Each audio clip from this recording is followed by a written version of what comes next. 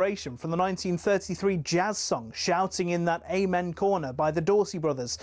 The reason behind its difficulty is all in the sand and the water. Tournament officials don't even bother to count the balls lost in there each year, such is the sheer number. The 11th, named White Dogwood, is a downhill 520-yard par 4 with a pond to the left of the green and a bunker to the right. Both cause a lot of trouble each year. The 12th, Golden Bell, is perhaps the most famous hole in the world, with danger everywhere.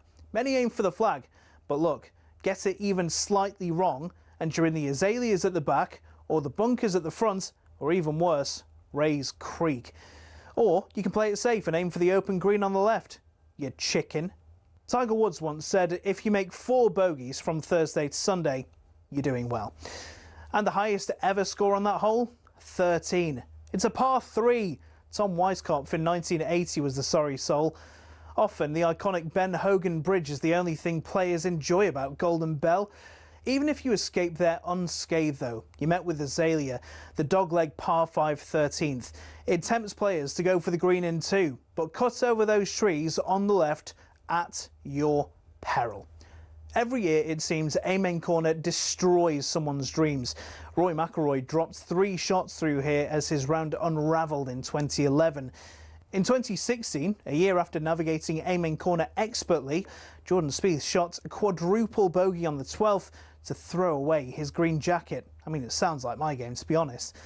So who'll be the next to be brought to their knees, praying for mercy after Amen Corner?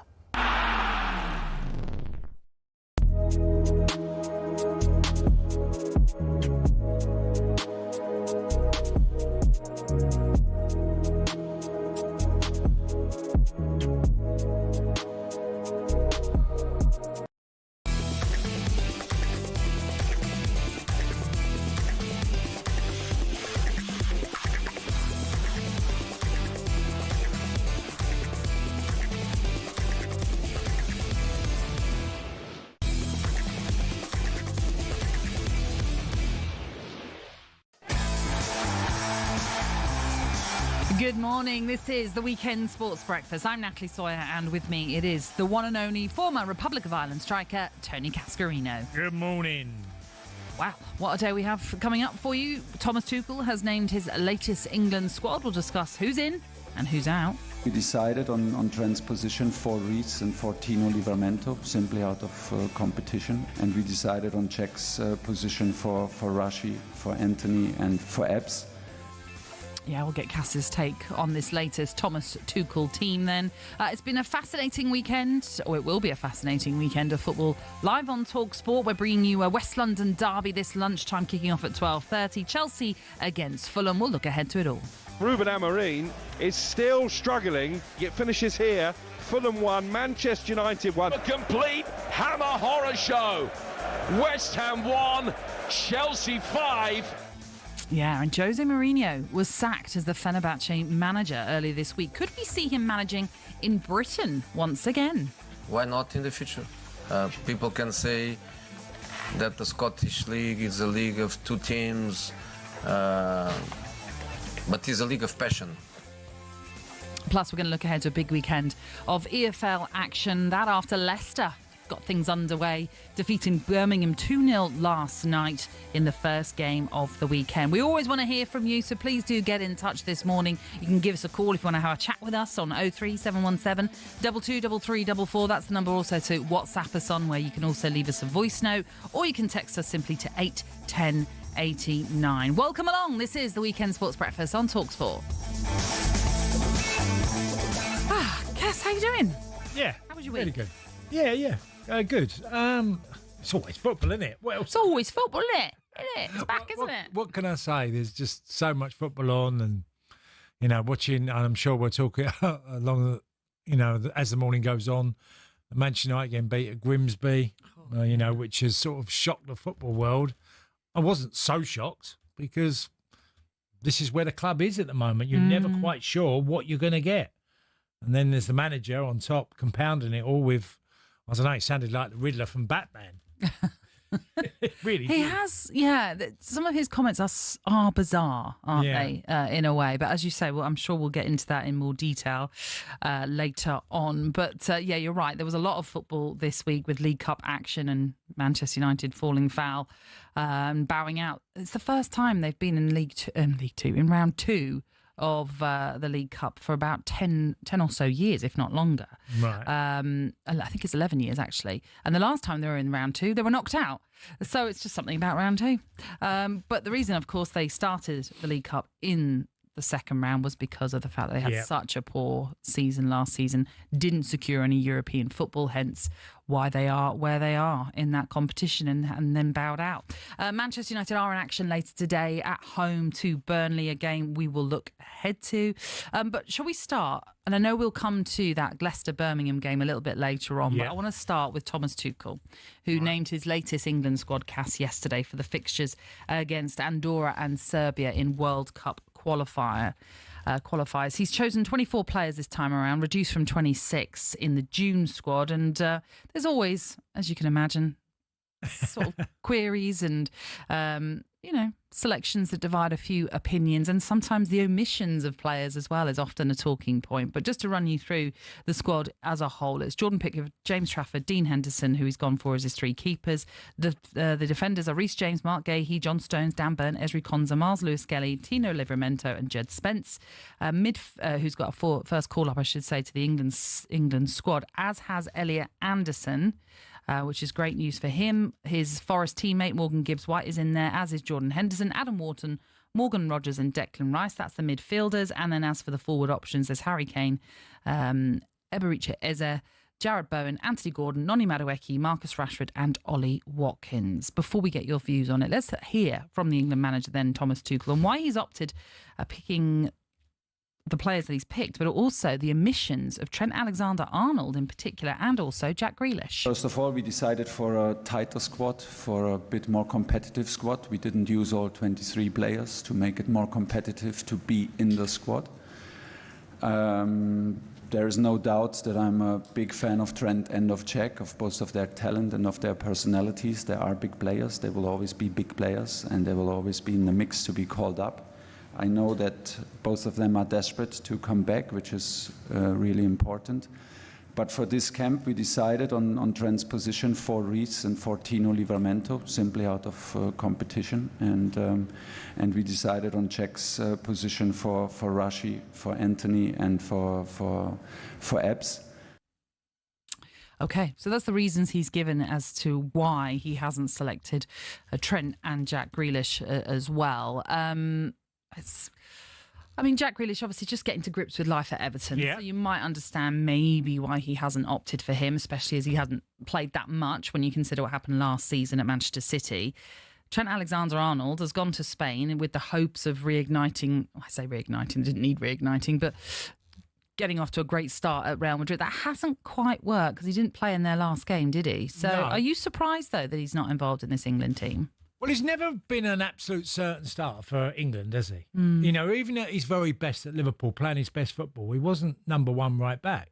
They've had Reece James in there, to play when called upon, and others. Trippier's played, so he's never really held the number one spot at right back. So Thomas Tuchel sort of followed the line of Gareth Southgate, where he's not quite sure. Leaving him out, you think it's quite an obvious one. Goes to Real Madrid, of course he's going to be called up with the England squad. Well, he hasn't been. And his form last year was decent, but not, wasn't the best right back in the league last year, I didn't think. Right. He's paid the price. Jack Grealish, slightly different than that. Again, lack of football, been dropped at his club's team and obviously allowed to go out on loan. He's got to reignite his career, Jack. Yeah. And I hope he does, because he's a talented lad that always offers something different, always wants the ball. He's capable of making an impact in the game. But again, he's a consequence of how his club career has gone. Yeah. He's got off to a decent start at Everton, hasn't he? A couple of assists already. But you're right, he needs more time to settle into that squad, to make his mark, to make his full mark, really, in that team. Elliot Anderson, Jed Spence, two of the new faces in this England team. How pleasing is it to see that he's... I mean, we spoke about Elliot Anderson, I know, a few times, less so about Jed Spence, but saying that he was, he's been so brilliant for Nottingham Forest, did so well at the under-21s as well. Yeah, he stood out. Yeah, that it just seemed like it was a matter of time. Yeah, look, Thomas Tuchel's looked at him and thinking, no more under-21s for you. You're going to join us. Yeah. He's thought obviously long and hard about his midfield because there's some players still like Jordan Henderson in there who is quite clearly a senior pro. But yeah, absolutely deserved for Elliot Anderson and also for Jed Spence because Jed Spence has sort of had a strange career because he was at Middlesbrough, then went to Nottingham Forest, and for a loan period, they didn't sign him. He ended up getting to Tottenham, couldn't find his feet at Spurs. I was at the game recently against Burnley, and I actually did a piece, and I mentioned Jed in there that, the left-back position is up for grabs. Yeah. It really is, because obviously Luke Shaw's had injuries in recent years. He's got a chance, because if he plays consistently well, and what is he now, mid-20s? He's got a glorious opportunity of grabbing that left-back position. He really has. And you think he's capable?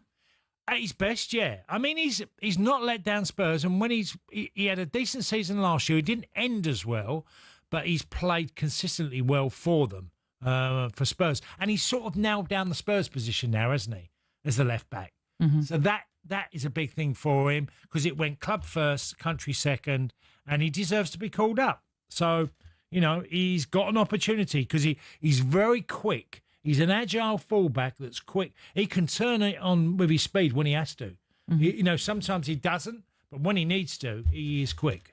I mean, Thomas Tuchel was at the Brentford Villa game, wasn't he, on Saturday? And I was there thinking, Keane Lewis Potter might get a shout. But obviously, that didn't. That's just me being whimsical and hopeful, but that didn't quite happen for him. He would have seen Ollie Watkins, who hasn't really got off to a great start. No. Marcus Rashford, likewise, at Barcelona.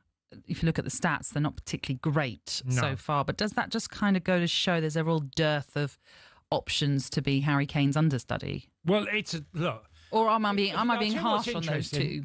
As soon as I saw the squad and I look at the numbers of goals, and I was looking at Harry Kane, 73, okay? Then you look at the whole of the squad, apart from Harry, and obviously there's some new players who haven't got any caps yet, but they've scored 38 goals. So Harry's got 73 and the rest of the squad have got 38. With that, you've got Saka out injured, who's got a decent goal record with England, but Marcus Rashford is next best on 17. So, yeah, there is a real issue around the goals department for England. Ollie Watkins, 5 in 18, but he's been used as a big bit part player, hasn't he? Yeah. So Ollie's never really managed to get many games. Who has? It's always been Harry, hasn't it? Yeah. The last decade, it's Harry Kane and who else, and that's it. We've seen Callum Wilson, we've seen Ollie Watkins, Ivan Toney. They've all come into sort of the frame, but there's only one number 9 for England, and it's Harry. Marcus has got a move. I don't quite know. I haven't seen enough of him in Spanish football. Ollie was very indifferent at Brentford, I thought, but the team struggled, and I didn't like the way that Villa was set up for Ollie. It felt like there was no width, and no one could get to the byline and just create things. Ollie likes to make runs on beyond defenders. I think he'll he'll be a sub for England that comes on if necessary. Yeah. Yeah, I mean, of course, you're not going to dislodge the captain, are you? No. Even Harry Kane, who has got off to a fantastic start already this season. He scored a hat-trick in Bayern Munich's first Bundesliga game. That was up against RB Leipzig. He's already scored in the German Cup as well. He's got a brace in that. Also scored in the equivalent of what I suppose is the Community Shield kind of thing, the Super Cup in Germany too. Yeah. So he's already got off the mark. He's got 6 goals in 3 games already. So, yeah. It's going to be very difficult for anyone to dislodge him, but why would they? Like I say, he is the captain. Is there any names that perhaps you think has missed out, or is this in general the kind of squad that you would have expected? No, I would expected. I mentioned, the left-back area, Miles Lewis-Skelly's in there again, and we're talking the left-back, so that he'll be up against Jed Spence. I also thought the introduction of John Stones, because John Stones is a very gifted centre-half that has too many injuries. That's been the plight on him as a player. If he's fit and ready, obviously John Stones can defend brilliantly well for England.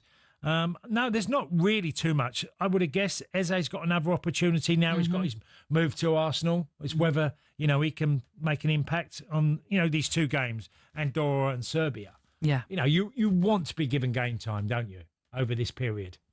Well, that's what he's suggesting. That's why it's a slightly smaller squad, because they want to work with a smaller number of players and perhaps give more opportunity to those players as well, which would be nice to see. By the way, go on. Ivan Toney. No, I know. Not in the squad. Not in the squad. Again, well, you go to Saudi Arabia, you pay the price. That's a definite. Because there will be players, and so I'm sure some listener will tell me, someone's coming in or, can be available. But I look at the squad, I think Jordan Henderson's interesting, still at Brentford, gone there. I know, it's nice to and see he was Brentford there, wasn't listed. he? Thomas Tuchel was there when we watched the game. Yeah.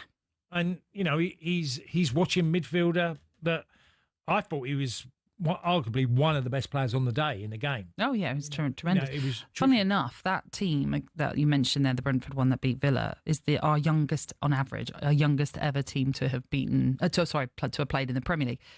Look at Jordan Henderson, how old he is, and it's still our youngest squad. Well, which goes to show why they needed him, because it was such a young team. And that's why Jordan Henderson is also involved in this England squad, no doubt, because of his experience, his leadership, the qualities that he'll bring, not just on the pitch, but off the pitch too. Yeah, well, look, young players love our older players being in the squad purely because they trust them and the experience, and older players love young players in the squad because they can do a bit more. They're running for them. So it works both ways. Indeed. Well, England take on Andorra at home next Saturday. That's a 5 p.m. kickoff, and then a really tough trip to Serbia awaits. It's a 7:45 kickoff a week on Tuesday. Both games will be live for you here on talkSPORT. But if you want to let us know what you make of that England squad, you're more than welcome to get in touch. Perhaps we're missing someone that should have been a part of this latest Thomas Tuchel squad. Why not let us know?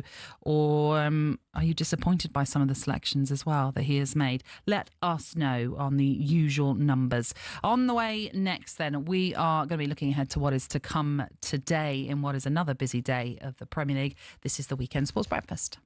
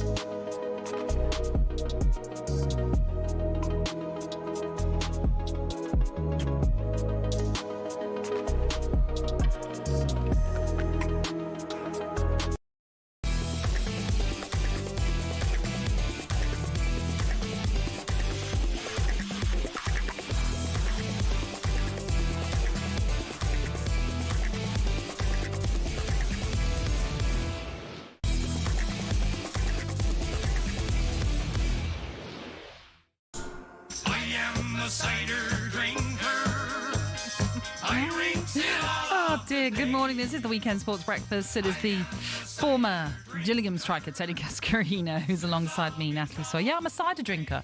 That's by the Wurzels. That's not about me, actually. That's the song that you're hearing. And why are we playing it? Because there's a story in the papers this morning that we've spotted, Cass, says the sizzling summer has shrunk our apples and could cause a cider drought. Ooh. Shrunk the apples. Yes. One of Britain's biggest producers of the popular tipple has started harvesting its fruit earlier than ever before in its 120-year history. Cider maker Thatcher's says the hot weather supercharged the ripening of its crop, but it's caused the apples to shrink, therefore reducing stock. So you might need to go to the supermarket and stockpile your cider. That might be the warning there. Do you like your cider? Yes, I always have a cider in the sunny weather. I always have one pint of cider. I do enjoy it. I agree. You can't have too many ciders because it gets a bit... Well, it's sweet as well. It's so sweet. Yes. Yeah, do you have it with ice? Yes. Yeah, that makes it nice and refreshing. I hear you. So, yeah, would that alarm you that they might be running low? Not really. No. I hadn't even considered it, but I'll miss the cider if it all disappears. I doubt if it will. No, I know. And I quite like all the other fruity ones too. Yeah, there's so many. There's so much choice now and, different types of ciders. Yeah. Thatcher's is probably one of the best, isn't it? Well, I don't think I ever really go for a Thatcher's. Sorry, Thatcher's. But, I'm more of the sort of like other fruit. I know probably apple is based in it. There's loads of different brands. Yeah, exactly. Yeah. I shan't mention any other brands. I just tend to go for one I like. Yeah, well, that works for me. I do like a ginger beer. Oh. Do you like a ginger beer? Love a ginger beer. Ginger ale as well. Yes, but I like the old ones that used to really have a little burn when you drank them. Don't really get that so much now. Anyway, on Monday night, Cass, Liverpool defeated Newcastle 3-2 in what was a thriller, thanks to a last-minute winner from the 16-year-old substitute Rio Goma. By scoring the winner, he became Liverpool's youngest ever scorer. Earlier this season, Jeremy Monga became the youngest player in Championship history to score for Leicester against Preston in a 2-1 defeat, and he did pretty well, and he came on yesterday, has to be said as well. On Saturday night, 15-year-old Max Dowman made his Premier League debut, putting in a starring cameo for Arsenal as a substitute in their 5-0 win over Leeds, including winning a penalty. Dowman is currently doing his GCSEs and is in fact so young that he can't change in the same dressing room with his teammates and needs a chaperone. That's obviously all down to league rules, for example. Cass, obviously it's fantastic to see young players playing at such a high level. But how important is it that teenagers especially are looked after by their teammates and coaches? Because I imagine... I think I had this discussion, actually. Do you remember I did the Sir Alex Ferguson golf day? Yeah. And we were talking about, it wasn't long after PSG had won the Champions League. And I was speaking to Sir Alex, and Sam Allardyce, who was on the panel, Dion Dublin too. And we got to talking about young players, bringing young players through. How do you know when they're ready? And obviously Sir Alex Ferguson has had a history of being able to do that as well. And he was just obviously saying it's you work with them day in, day out, so you know. Obviously, it sounds so basic, but he was just obviously you just know when they're ready. But it is also about managing them and making sure that there isn't a burnout too young, etc., etc. Yeah. I think it's quite easy to dissect because they come into training and then sometimes they get called in to play in the games against senior pros. And if they come into them games and stand out, which I've seen Robbie Keane and Damien Duff do that with Republic of Ireland, when you have them at club level and they come in, you just go, wow. They become the talk of the sort of dressing room where people are saying, come walk in and Max Dowman, how good was he? And what a talent. So they're ready, they're capable because they're handling the games, even in the mini five-a-sides or even in a full-grown match, they're fine. Yeah. They've been able to show their technique, their ability, physical. So the manager knows. That's why they call them into the senior squads. They just know. But you also dip them in and out. You don't just leave them there, play. You have to dip them in and out where you go, today, no. This weekend you might be in the squad, on the bench, or might be left out completely. And how about the way that you treat them in the sense of if they're breaking into the first team like they are, do you then treat them exactly like every other senior pro in that team, in the sense of how you talk to them, or and I'm removing all of these chaperone stuff that the Premier League obviously has to have as part of their safeguarding rules. Yeah. But do you treat them exactly the same, or is it still a more gentler way? Yeah, you do have a little bit of care because you know, when you play big matches and you see them alongside, you know they're edging and they're very nervous. Not to say senior pros aren't as well, but you also know that you're there to protect them, you're there to help them. You know you're their colleague that's going to help them during the game, even if it's advice. But also during the game, situations happen. So. Yeah, of course you have a care. They wouldn't. The stick comes when they start getting a bit big for their boots. Yes. That's when the stick comes. Yeah. Where someone, they maybe knock them down a peg or two. Mm-hmm. But it's a hell of a journey. You can be a fantastic player at 15, 16. I'm shocked. I'm amazed at how many players at 15 and 16 now are getting into first teams. And that's testament to the academies, the people that are, taking care of them, the coaches, everybody that's trying to help them in their career to be a better player. These players are coming through younger and younger. And look, it's no guarantee that 15, 16, you're going to be a superstar. Because if we look for a list of players at 16, 15, 16, there'd be a lot of ones we wouldn't even heard of again. Well, yeah, we have this list, don't we, where we've come up with those players that have been introduced to football at such a young age. Ethan Nwaneri is the youngest, 15 years, 181 days. Still finding his way in the Arsenal team. Max Dowman is second on that list. Jeremy Monger at Leicester, we've already mentioned. Harvey Elliott, when he made his breakthrough at Fulham, he was 16 years. Obviously, we would say Harvey Elliott, so far so good with his career. But yeah, you're right. There are some players, again, who broke in at a really young age. All of these players at 16 years. Matthew Briggs at Fulham. Yeah, I wouldn't know him.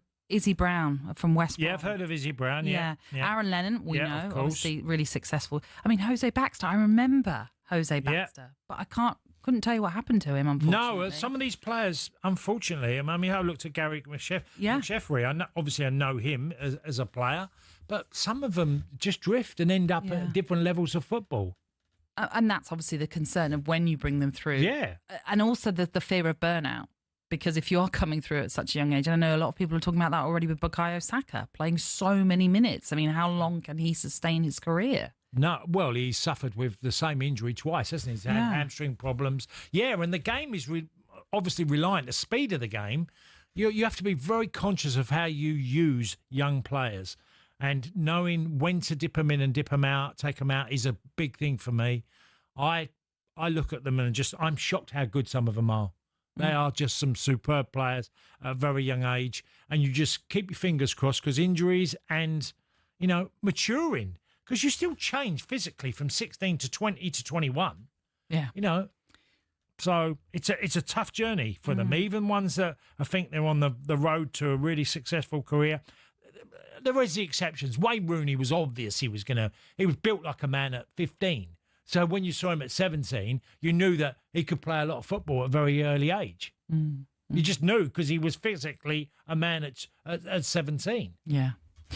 It's a fascinating subject, and no doubt we're just going to see more and more youngsters breaking through at such a young age. Like you say, Cass, the talent there across the board is just incredible, and it's just how we manage them going forward. Somebody who knows certainly what it's like to break through at a young age is the former Liverpool winger Jermaine Pennant, and on tomorrow's talkSPORT Daily podcast he's had a little chat with talkSPORT's very own Sam Ellard and Kweku Afari, where they discuss this very subject about teenagers breaking into the first team. It's available wherever you get your podcasts first thing tomorrow morning. So do listen into that because I'm sure it'll be really, really Wasn't Jermaine 16 Notts County, wasn't it? He started 15 at Notts 15 County. and then moved to Arsenal. Yeah. And 15. broke through at League Cup level. Wow. But didn't actually, then it was a few more years later that he broke into the Premier League side, if you like, for Arsenal. But he speaks about that very openly on this. See, that's talkSPORT Daily really podcast. challenging. Really challenging. Yeah. Yeah. On the field, Arsenal, by the way, they travel to Liverpool tomorrow for the 4:30 kickoff. We'll bring you updates on Game Day Live, and Majestic and Alan Pardew will be taking your calls after the full-time whistle from 6:30. Now, on the way next, we are getting on the road. We're going to be speaking to a Plymouth fan on the supporters coach heading to Cardiff for their 12:30 kickoff in League One this afternoon. This is the Weekend Sports Breakfast on talkSPORT with NordVPN. Get your talkSPORT exclusive offer today with 72% off a 2-year plan and an extra 4 months free. Terms and conditions apply. Find out more at nordvpn.com/talksport.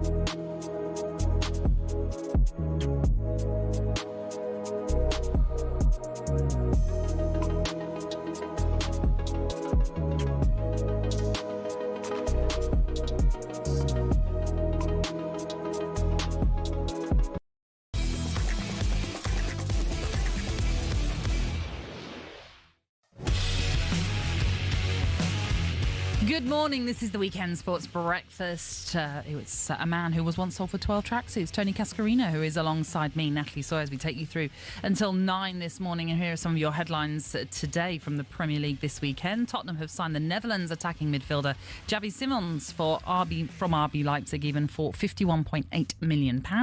They host Bournemouth in the Premier League later today. Chelsea are nearing a season-long loan move for the Brighton attacker Facundo Buonanotte. The Argentine managed 6 goals and 3 assists in 35 appearances last season on loan at Leicester. And Ruben Amorim has come under fire for both his words and his actions this week after being shown looking away during Manchester United's penalty shootout against Grimsby, which they lost. And then his cryptic comments after the defeat, which suggested the players made it clear about what they want. Myself, I just need 10 minutes with myself alone. I don't need anyone, but I'm going to be like that. It's not, and when you say like I want to quit, is that I want to quit. I don't love the players. I hate sometimes my kids. So I'm going to be like that. That is not going to change. Sometimes it's a good thing. Sometimes it's a funny thing. I'm going to suffer. We just need to win some games. So we cannot change that past. We need to focus on the next game. And if we start winning, things are going to be easier to deal. OK, so that was Ruben Amorim in his press conference confirming that he just blows hot and cold with his feelings for his players in the immediate aftermath of games. I mean, it's bizarre, isn't it? We were talking about it in the break. There's being open and then there's being open, which Ruben Amorim is. Now, I suppose that the issue for a lot of us is we wouldn't have heard regularly his press conferences in Portugal. No. This clearly is who he is. He's just a very honest man. And again, things can get lost in translation and sometimes he'll say something that I'm sure he's not quite aware of the connotation or how we will interpret it. But what on earth do you make of what he's been saying? Well, I'd ask you a question, Nat, straight out. Have you ever heard a manager speak in the manner that he has? Ever? Do you know what? No. I know there's been managers that have been open. Well, the only person I liken him to is Antonio Conte, who can blow hot and cold. Yeah. 1 minute he'd talk about at Spurs, I love these players, and the next, I can't stand flip-flopping. I can't stand what's going on here. So I think he's a good example, but I think he's undeniably the most open manager.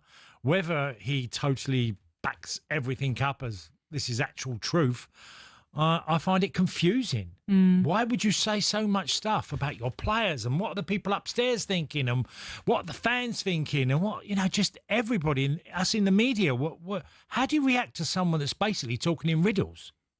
Yeah. I don't know what we can say to, first and foremost, he needs results. He needs them fast and he needs performances from his team that are convincing to everybody, from us in the media to the fans and the people upstairs. I think it leaves a lot of... It feels like to me there's... If he really does say one day he wants to quit and the other day doesn't, you can't have players. Imagine you got players. If you had a conversation with a player, I want to stay at Man United. Oh, no, I don't know if I want to. I'm only being honest. This is how I am. You'd be like, you got to grow up. It feels like he's not grown up. He's been very immature about the way he's answering the questions. Because if you had a player like that, you'd say, maybe just don't say too much. Yeah. Because you're saying too much. It is very bizarre. It has to be said. And, I mean, look, if they get beat today against Burnley, I don't know, even though it's so short in the season, I just can't see him surviving. Because there seems like, look, his way of playing football, he's had his bomb squad, he's got players out, and then he's got had signings come in to improve the goal scoring. It's got to work. It's got to work quick because, honestly, the people upstairs will make a call on you way quicker. They just will. Well, Burnley don't have a bad record at Old Trafford either. So it's He's got to win games and win them quickly. Yeah, and look, after that Grimsby debacle, which let's not take anything away from Grimsby, because they were brilliant. They did a job on Manchester United, but equally at the same time, United were terrible, especially in that first half, Cass. I mean, they were just diabolical. How would you feel if I come in and say, I don't know, Nat, sometimes I like you, sometimes I don't. Sometimes you do. Yeah. I find it very stressful. But if I turn in and say, I don't know if I'm going to do it next weekend, well, maybe. You feel like you have to tiptoe around him, wouldn't you? Yeah, you'd be like, oh, God. You'd feel like so emotional. I don't know if... I know what you mean. Like, as I say, the tiptoeing thing. Like, if you just walk past him in the wrong way, but he just goes straight for you. He'd come for you. I didn't like that. And then the next day he'd be like, oh, I love you. It is very strange. Look, I'm sure there's a bit of tongue-in-cheek in there, isn't there? You know, well, that's what I mean. I think there's just an element of lost in translation. Yeah. I don't think he means to be as... headlining as he turns out to be. But listen, the results are not coming through at this present moment, and that's the basic of what's going wrong at Manchester United. And we'll look ahead to that game with Burnley a little bit later on. But don't forget, we're going to bring you every goal, every incident as it happens from the Premier League, the EFL and beyond as well, with Game Day live from 2:30 this afternoon, which will include that Manchester United-Burnley game. Spurs Bournemouth as well is in there. Both those kicking off at 3. Lots of other games kicking off at 3. Like I say, Game Day Live with Adrian Durham and the team will keep you updated on that. And the Guardian's Manchester correspondent, Jamie Jackson, will join us a little bit later on to look ahead to that huge game and just how important is it already for Ruben Amorim. Now, talking of the EFL, shall we? There's lots of games kicking off at 12:30, and it's time for us to take our regular trip inside a supporters coach. This morning, we're with the Plymouth Argyle fans facing a long journey to South Wales as they prepare for their 12:30 kickoff against Cardiff. It was probably a tough alarm call for the Green Army this morning. After 4 straight league defeats, they finally picked up their first 3 points under Tom Cleverley with a 1-0 win over Blackpool last weekend. So, are they optimistic now, heading to South Wales? The fans are on their way, and one of those aboard as supporters coach is the Plymouth podcaster, Adam Price. Adam, good morning. How are you doing today? Adam. Morning, Natalie. Morning, Tony. Yeah, very well. How are yourselves? Yeah, we're good. Very well. What time did the alarm go off today, Adam? So it was a 4:30 one for me to get ready, which, I mean, it's not great, but it's like that most weeks, to be fair, so it feels no different, even though we've got the early kickoff, so I can live with it. Adam, I've got to ask you, because Cardiff is probably about a 300-mile plus, isn't it, round trip? Yeah, something along those lines. Yeah. So I should probably have found that out before coming on. It's something like that, something 300, 400, something like that. But yeah, it's not short, but aside from the local, none of them ever are they? No, but it feels like a really weird one because Cardiff doesn't feel that far away from Plymouth. Is there a shortcut as the crow flies that you can do this journey instead of going all the way back round and go through via Bristol and then back into Wales? Yeah, until they build that long-promised Swansea to Devon bridge, I think we're going to struggle with that one. But I think I agree with you in the sense that, well, it is still on the short ones. It's still not very far. Even if we have to go through Bristol and all of that as well, I think it's going to be fine. Tell us, I mean, Adam, it's when you think about where you're based, obviously in Plymouth, it is so far south. And you've already alluded to there, it's one of many, many long trips that you have to make. How many away fans do Plymouth take then? I mean, how many coaches will be heading? Green Army. Well, I realise that, but how many coaches, for example, will they take?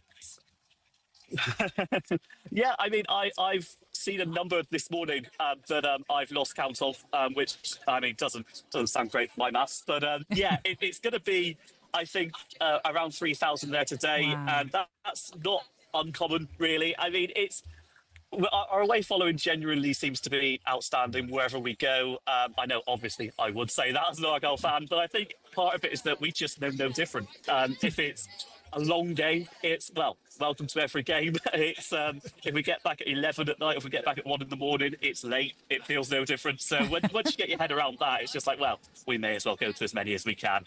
And Adam, how do you feel the team have played so far this season? It's been disappointing. But I think there's light at the end of the tunnel. And like Ange Postecoglou, I'm hoping it's not an oncoming train. I think the way that we've brought in that number 9 after a lot of waiting. We've got Laurent Talay up front now, who, as much as he missed an open goal in his debut, he's genuinely been quite good, which probably speaks volumes for how we've been in the first 4 games. But yeah, it was a troublesome start. We did a lot of our business late in the transfer market, and there's still one or two bits to go, I think. So it's taken a while to gel, particularly after coming down into a new division. But I'm hoping with the win against Blackpool last week, the performance against Swansea in midweek was very good. We went out on penalties, which I think was better than many expected. Yeah, hopefully we've turned a corner now and we get a good result today. So looking on the coach where you're at now, Adam, you got loads of mates around you. Is it always the same sort of people you travel with? Yeah, so there's one friend, Jared, who's not on screen, who's holding the phone. There's a few you might have seen if you're viewing, just got on an Ivy Bridge as well, who travel with us every time. So, yeah, a few waves in the background as well. There's Sharon there. So, yeah, there's great camaraderie. I think, yeah, when you spend the amount of time together that we do, you have to get on, right? So, yeah, when you've done it for a while, and hey, we're still in each other's company, so we must be doing something right. Certainly so. And tell us about the Green and White podcast then that is part of the talkSPORT fan network, Adam, that you're involved in. Yeah, absolutely. It's something that I think has existed in various guises for about a decade now, to be honest, but it really kicked off at the start of 2024 and it's just gone from strength to strength now on YouTube and obviously all the standard podcasting platforms. Yeah, there's a group of, I'd like to say maybe about 8 of us who kind of rotate in and out and just spend our time doing what you do in a pub up and down the country, talking about our local football team. And it turns out that lots of people want to join us on our Sunday evening lives and want to hear us talk about their local football team as well. So, yeah, we've got a really good thing going. And it boggles my mind sometimes that something that I'll just do with my mates whenever I see them is something that people want to tune into, but we really appreciate that they do. And it's something we enjoy, something they enjoy as well. And yeah, everyone's on the winner. Brilliant. Well, listen, Adam, thank you for joining us this early morning. Safe travels and best of luck for the game today. Cheers, Adam. Brilliant. Thank you very much. Cheers, Adam. So you can tune into the Green and White podcast, which is part of our talkSPORT fan network. It's so if you so wish, I was trying to say this morning. So yeah, Adam, that's a 300-mile round trip you were saying there from Plymouth to Cardiff. Are you making a further trip? Why not get involved and let us know this morning? Send us a voice note to 03717 223344. Where you're heading to, who you're travelling with, all of the usual stuff on a Saturday, as we want to give you a shout out. You can also text us to 81089. Now, the footballing weekend actually began last night, and we're going to discuss last night's championship action between Leicester and Birmingham here on the Weekend Sports Breakfast.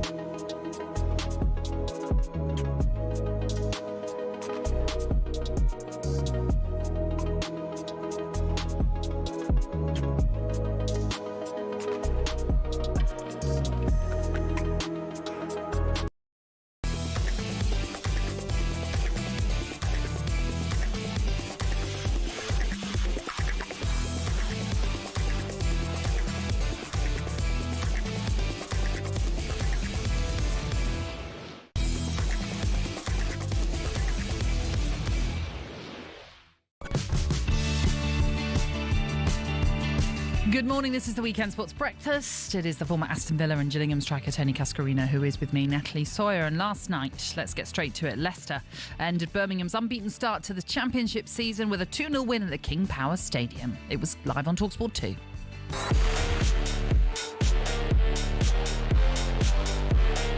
Well, these are testing times at the King Power. The exit doors seen plenty of footfall at Leicester.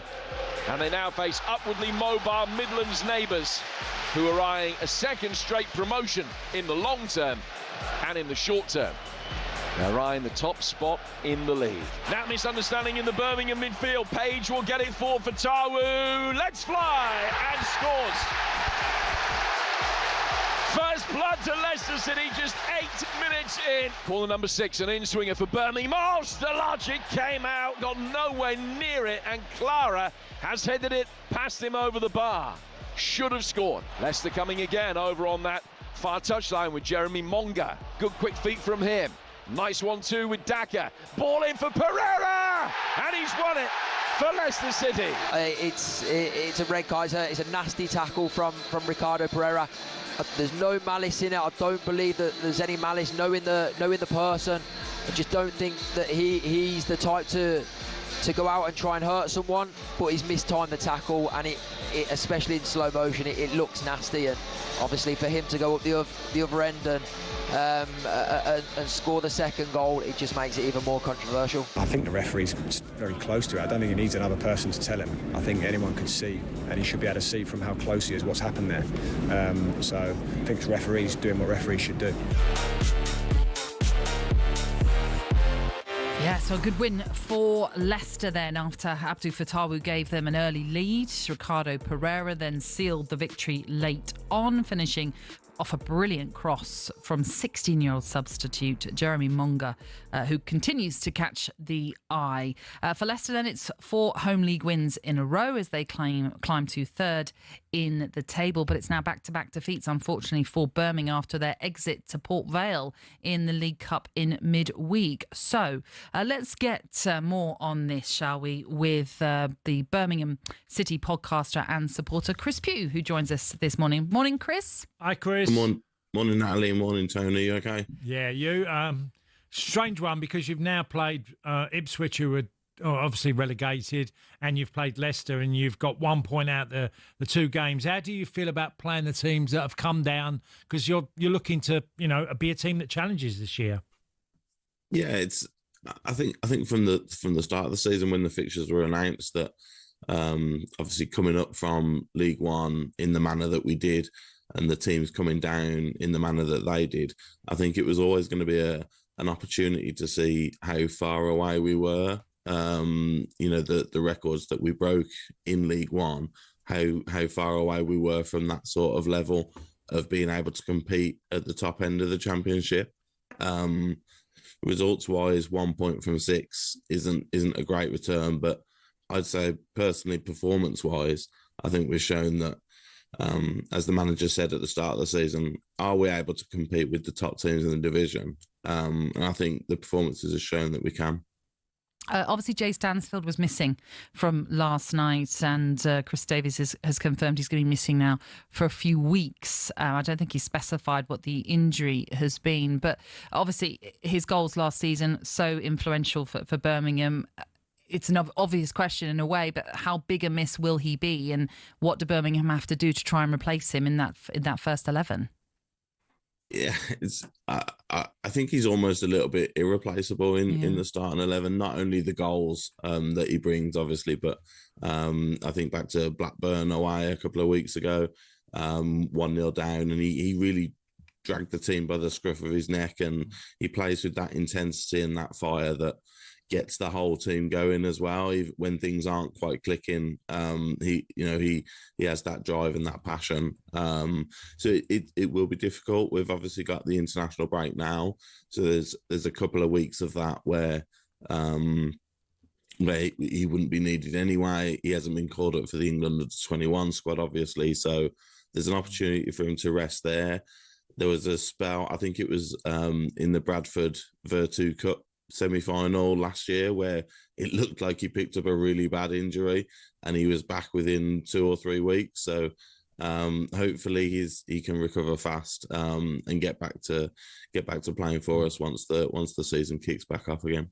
Chris, tell us about, because obviously Birmingham City have got this excitement around the club. You've got promoted, you've spent lots of money, new stadium on the horizon. You know, you've got everything going in the right direction. So how do you see, what for Birmingham City do you think is a really good season, being above mid-table, or do you really believe you can go on again?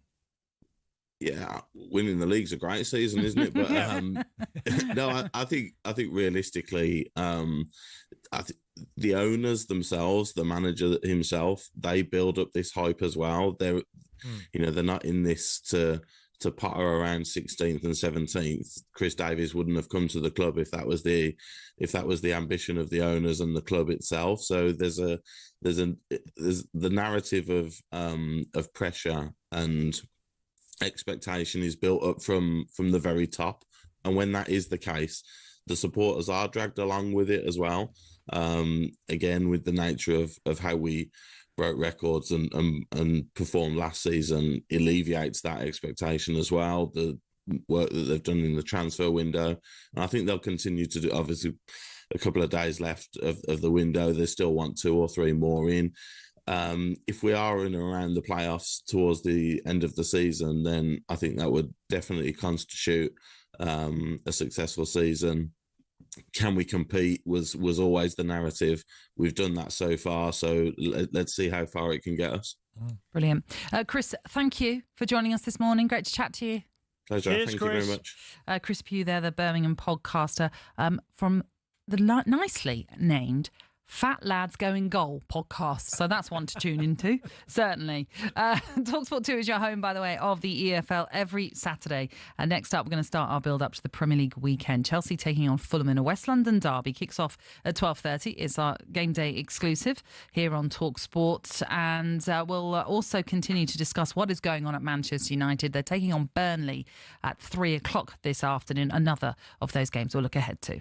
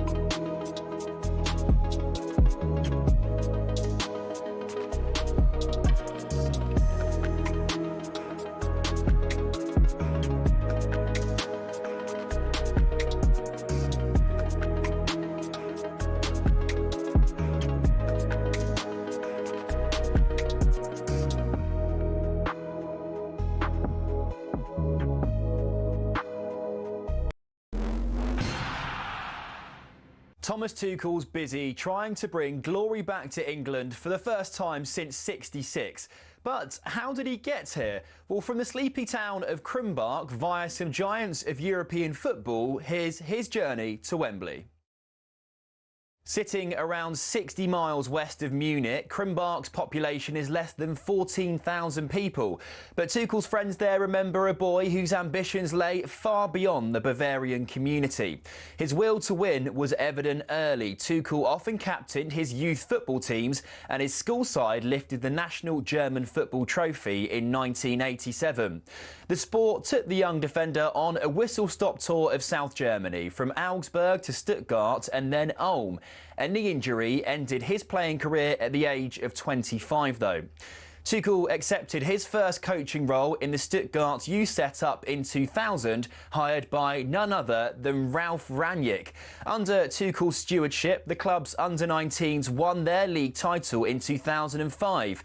But Stuttgart chose not to renew his contract, feeling Tuchel had an abrasive personality. He went on to manage Augsburg's second team before spending 5 years at the helm at Mainz. He then followed in Jurgen Klopp's footsteps and moved from Mainz to Dortmund. Here, Tuchel secured his first major silverware, the German Cup, in 2017.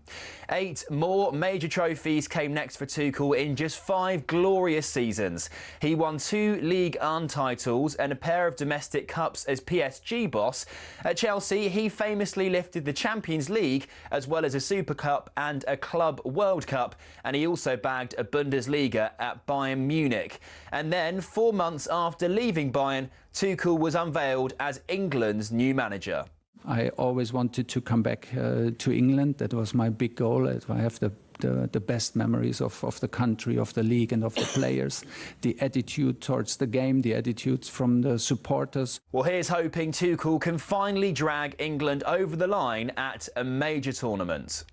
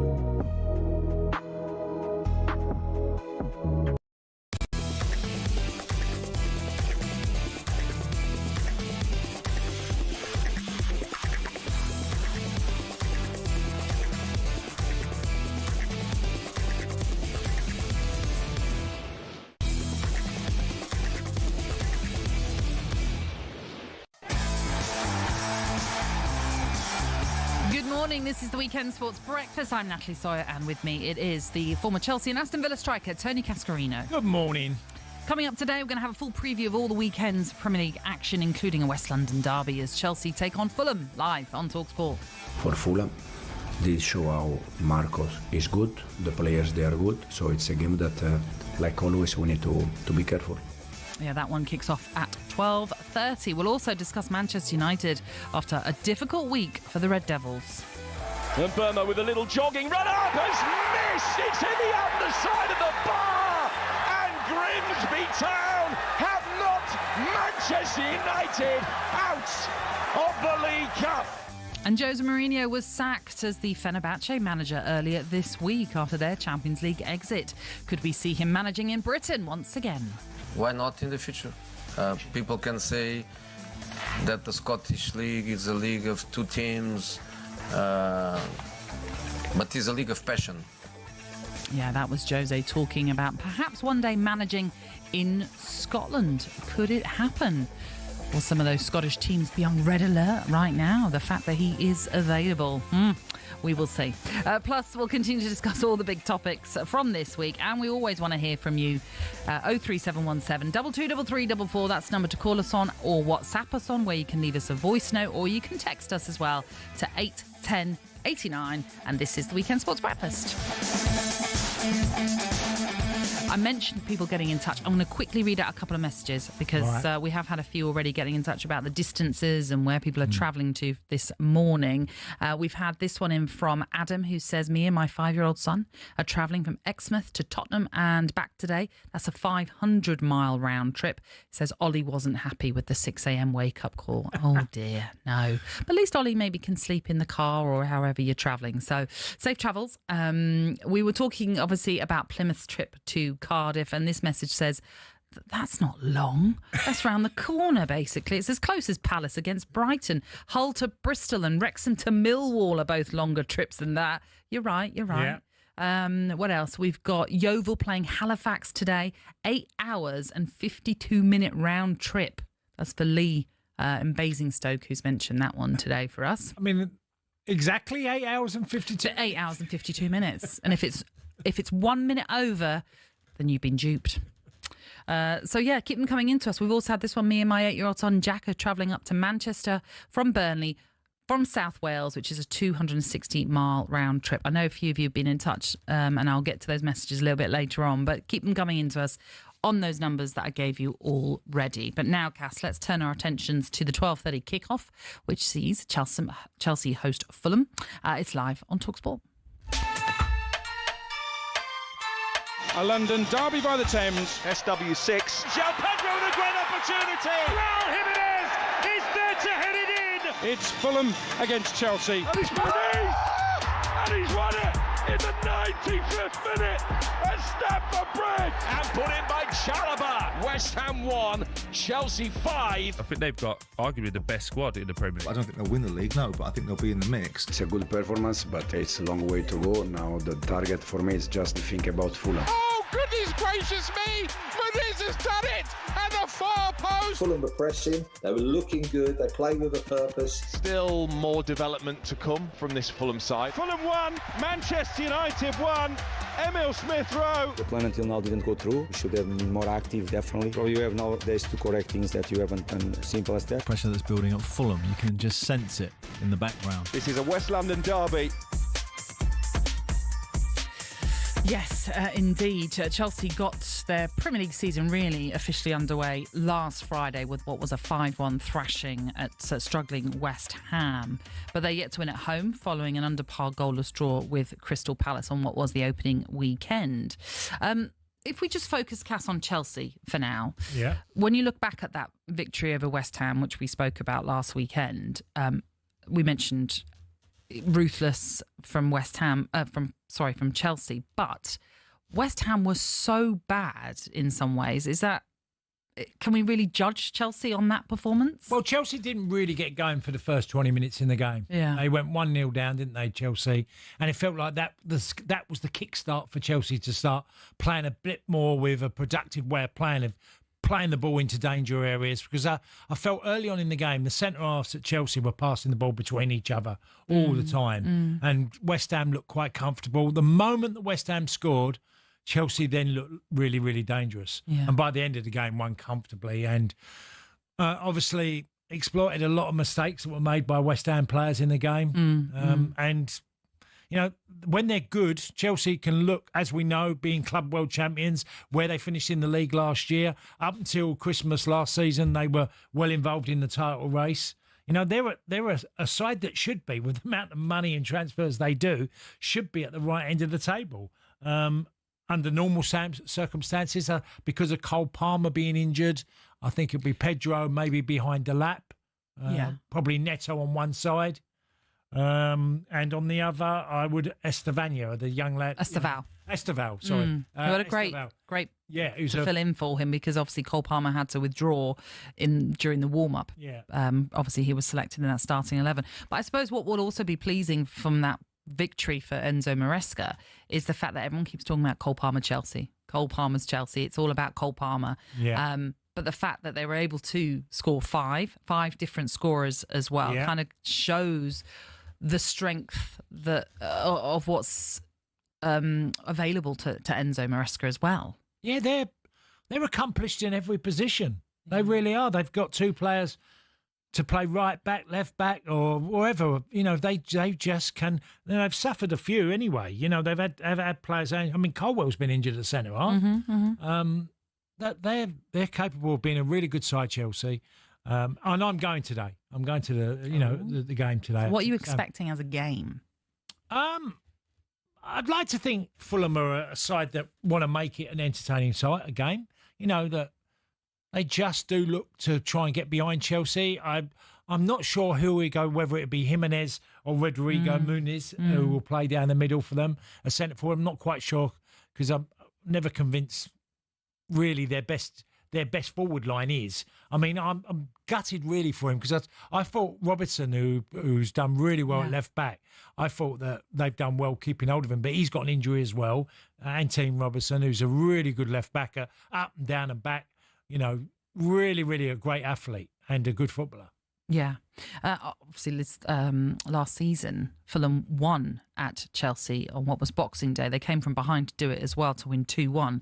That was their first victory at Stamford Bridge in 45 years. They've never won back-to-back games at Stamford Bridge either. But we'll talk about Fulham a little bit later on because we're going to be joined by one of their former players. But just focusing again on Chelsea, who have been busy this summer, as they have been in every transfer window, Cass. They're still being linked with a number of players. Alejandro Garnacho, it feels, is just a matter of time before that is announced. There's also now a link with Facundo Buonanotte, who is currently at Brighton. Looks like it's going to be a loan deal to bring him to Stamford Bridge. I mean, why do you think they need him on top of everyone else that they have? I don't know. They churn players in and out of the club. It's just relentless at Chelsea. Yeah. You think, oh, that's their business, finished and done, and then they'll go on again. They just do this. They've done this for the last 3 seasons. If maybe even probably go back further. But they have just brought in player after player. And by the way, when they sell, they get good money for the players. They do. You know, where does Garnacho fit in?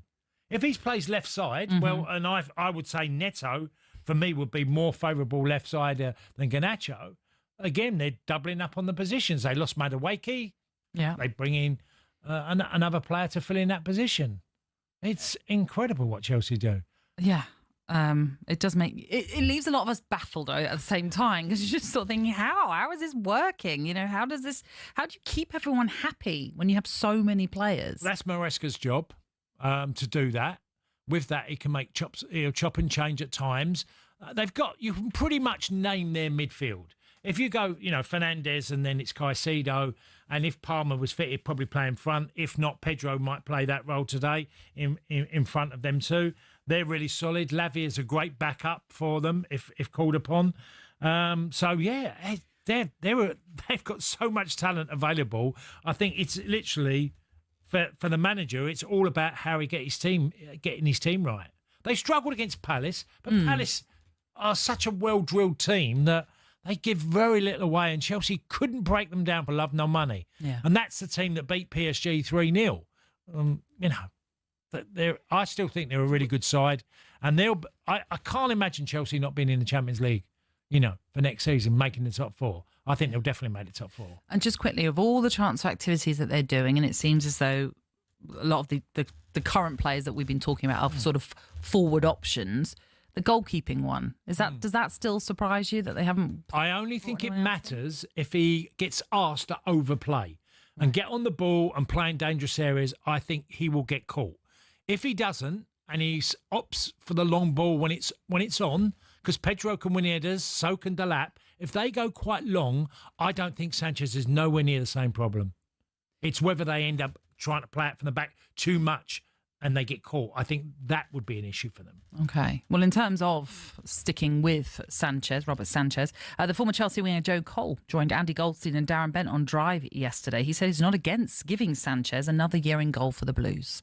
The only time in the last 20 years where you've seen a goalkeeper at a club and you thought, at a big club, you thought, it's not really working, and then he turned it round. The only one I can think of is De Gea at United. Remember when he first come in? Yeah, they dropped him a few times after they brought him in. Yeah, but then he eventually got it round. So, yeah. But Sanchez is showing signs of improvement, and maybe the club and Enzo have looked at it and gone, right, the right goalkeeper's not out there. We're not going to waste money because we can't waste money. Of course. Let's stick with him and give him another year and see how he goes. But the frustration with the fans is probably, let's just go and get Donnarumma. Yeah. Because if we got Donnarumma and maybe another centre-half, then you're thinking, we really might have a chance. Yeah. Yeah, I'd still err on the side of another year. I think it's all about the way they play. If they play, as I touched on earlier, if they play a certain way and want to play it from the back in really dangerous scenarios, I think Sanchez will get caught out. If he's got two big centre forwards up front, as in Pedro and the Lat, you can hit them. And when he does that, you can't see what I don't get about the playing out from the back. And we talk about this so often now, is that it's a highly dangerous scenario if you lose the ball. It's going to end up in the back of your net. Yeah. Now, all the data and metrics we do in football, why doesn't anybody just say, well, maybe that's not? Just eradicate that and we might concede 5 less goals in the season. Well, this game for you is live on talkSPORT. We'll have build-up from 11. Kick-off is at 12:30. Reshman Chowdhury will be alongside your commentating team of Sam Matterface and former England captain Stuart Pearce. Just to let you know, tonight, 2 former UFC challengers swap the cage for the ring as Darren Till takes on former MMA world champion Luke Rockhold in his boxing debut. You can watch that live tonight, only on DAZN. Boxing Update on talkSPORT with DAZN, the global home of boxing. Sign up now at dazn.com/boxing. All right, coming up, we're going to look into the back pages, bring you a couple of stories we want to highlight for you, and also some predictions on the weekend's Premier League action too. This is the Weekend Sports Breakfast on talkSPORT with NordVPN. Cybersecurity built for every day. Find out more at nordvpn.com/talksport.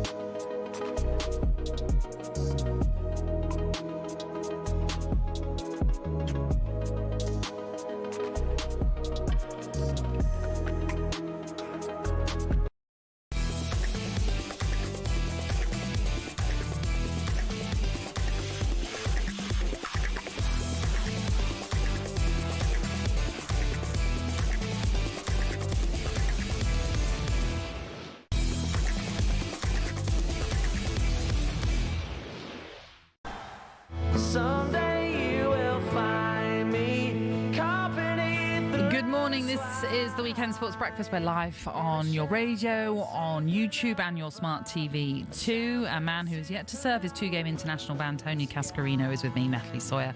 And yes, our biggest competition today is now live, and we're giving you the chance to win Oasis tickets, plusing a whopping 25 grand. Wow. 2 lucky winners, not 1, but 2, will win a pair of Oasis tickets when they return to Wembley on the 27th of September. Plus, that is not all. Alongside the tickets, we're giving you the chance to win a whopping 25 grand.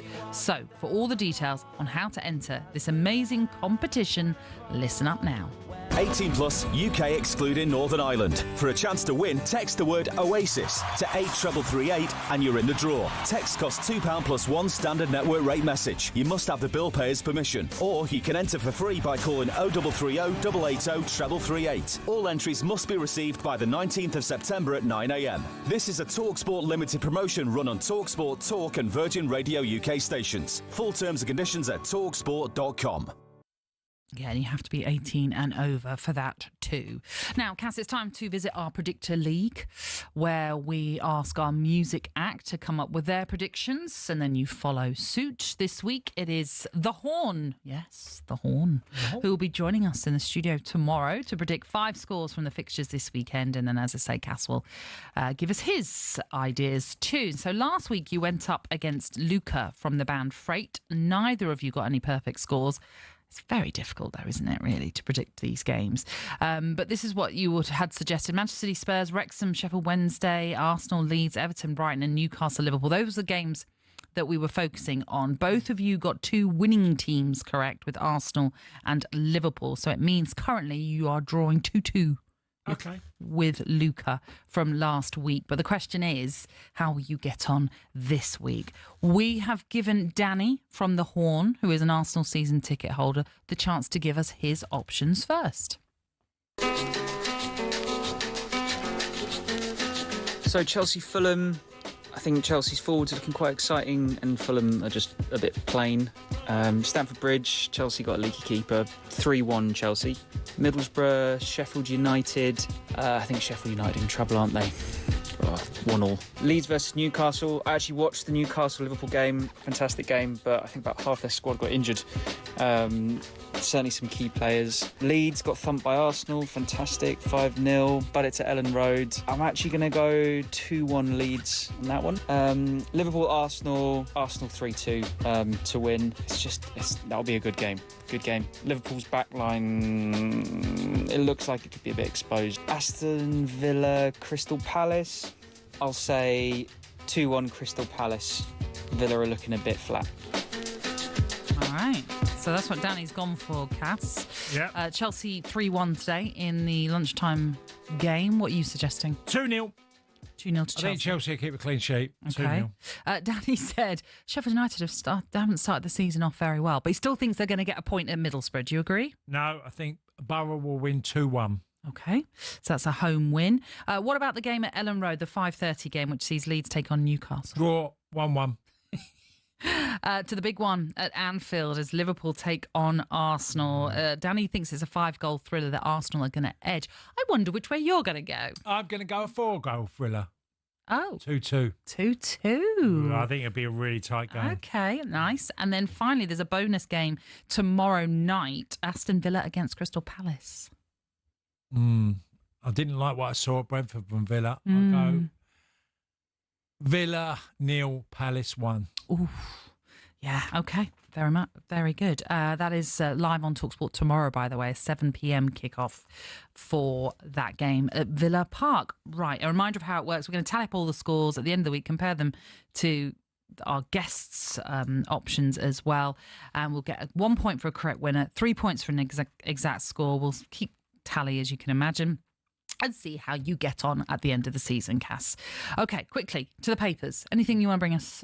Quickly, yeah. Gary Jacobs has done a really good piece in the Times. It's What is in a Contract by the man who writes them.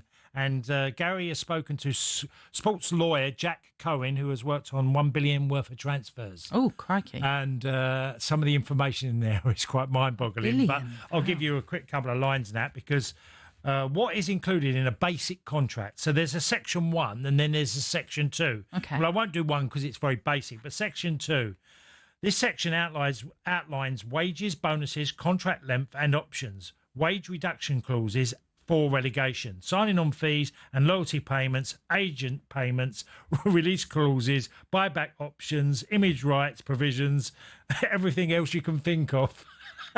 And it's everything in there, isn't Section there? 2 is the main one then. Oh, well, it is the main one. And there's there's an added one there. It said, even for example, players could even agree to get a percentage of the transfer fee if sold. Oh, well, that's understandable, isn't it? Well, no, you get sign-on fee from the club. Oh, you I see join. what you mean. But Sorry, the club, yes, say if Chelsea get 10 million for somebody, and you've agreed, you can negotiate and say, well, give me $1 million and I'll go. So it's like all these clauses in the contract. What you mean. Oh. And just briefly, Nat, before I go to you, what is one of the most unusual clauses? I recently signed a bonus clause based on a player being awarded a rating of 7 or higher in a match on a third-party statistics website. So it wasn't going to use Opta or Y-Scout. So he was getting bonuses on what a third-party ratings. Oh, wow. So 7 or over, he got a bonus. I mean, if he had a mate in there, say 9. Wow.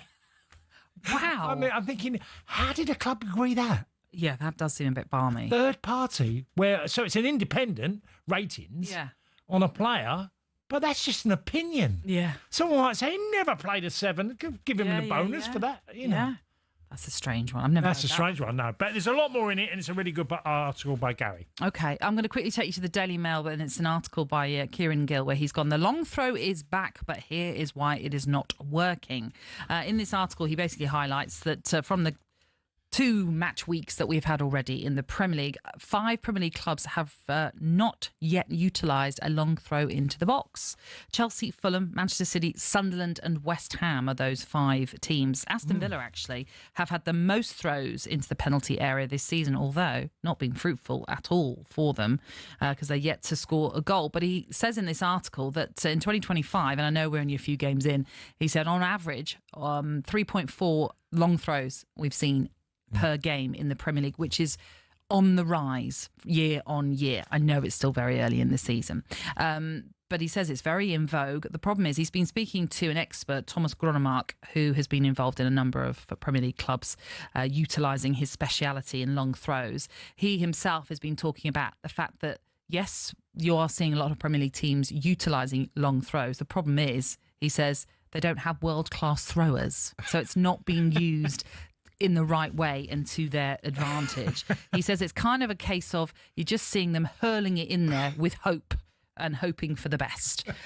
So he's basically saying, Thomas Gronemark, that you should use long throws. It is a weapon, but more work needs to be done on them. And one interesting fact he mentioned here, and actually I think Thomas Gronemark has the longest world record for a throw-in, which is 51.33 metres. Wow. That's incredible, isn't it? Yeah, that is a long way. Now, he worked at Brentford a number of years ago, and he helped out one of our defenders, Madsbæk Sorensen, managed to get him to throw a long throw of 40.80 metres, which basically is the length of 4 buses. Which is quite incredible, really. But he's saying it's going to be in the Olympics, isn't it? This long throw soon. But what he's basically saying is it is a skill. The only issue you have is that other teams who know you have it as a skill, perhaps, are starting to bring in their advertising hoardings, for example, so that you can't do the long throws, you don't get the run up, etc., etc. But he still says that there are 3 categories when it comes to long throws: long, fast, and being clever with it. So there you go. I just wanted to highlight Interesting, that one. Yeah. Okay, on the way, we will be discussing Manchester United, but this is the Weekend Sports Breakfast on talkSPORT with NordVPN. Get your talkSPORT exclusive offer today with 72% off a 2-year plan and an extra 4 months free. Terms and conditions apply. Find out more at nordvpn.com/talksport.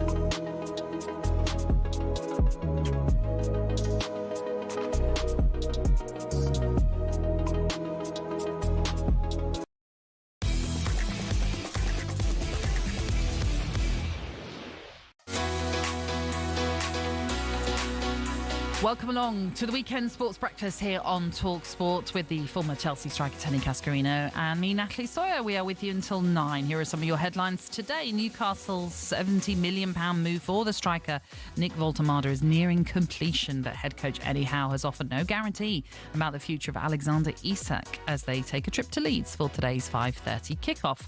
Nottingham Forest owner Evangelos Marinakis will hold talks with head coach Nuno Espirito Santo and has dismissed reports on any rift between the pair. Forest host West Ham tomorrow. And Everton will make a trip to Wolves this afternoon in the 3 o'clock kickoff. Ahead of the game, David Moyes has disagreed with the suggestion that Wolves are a poor side heading into this one. Well, you're making it sound as if that Wolves aren't a good side by what you're saying, and I would completely disagree with that. I think Wolves have got a good side, and I think the manager's doing a very good job, and they're developing as a team. They've got some very, very good players.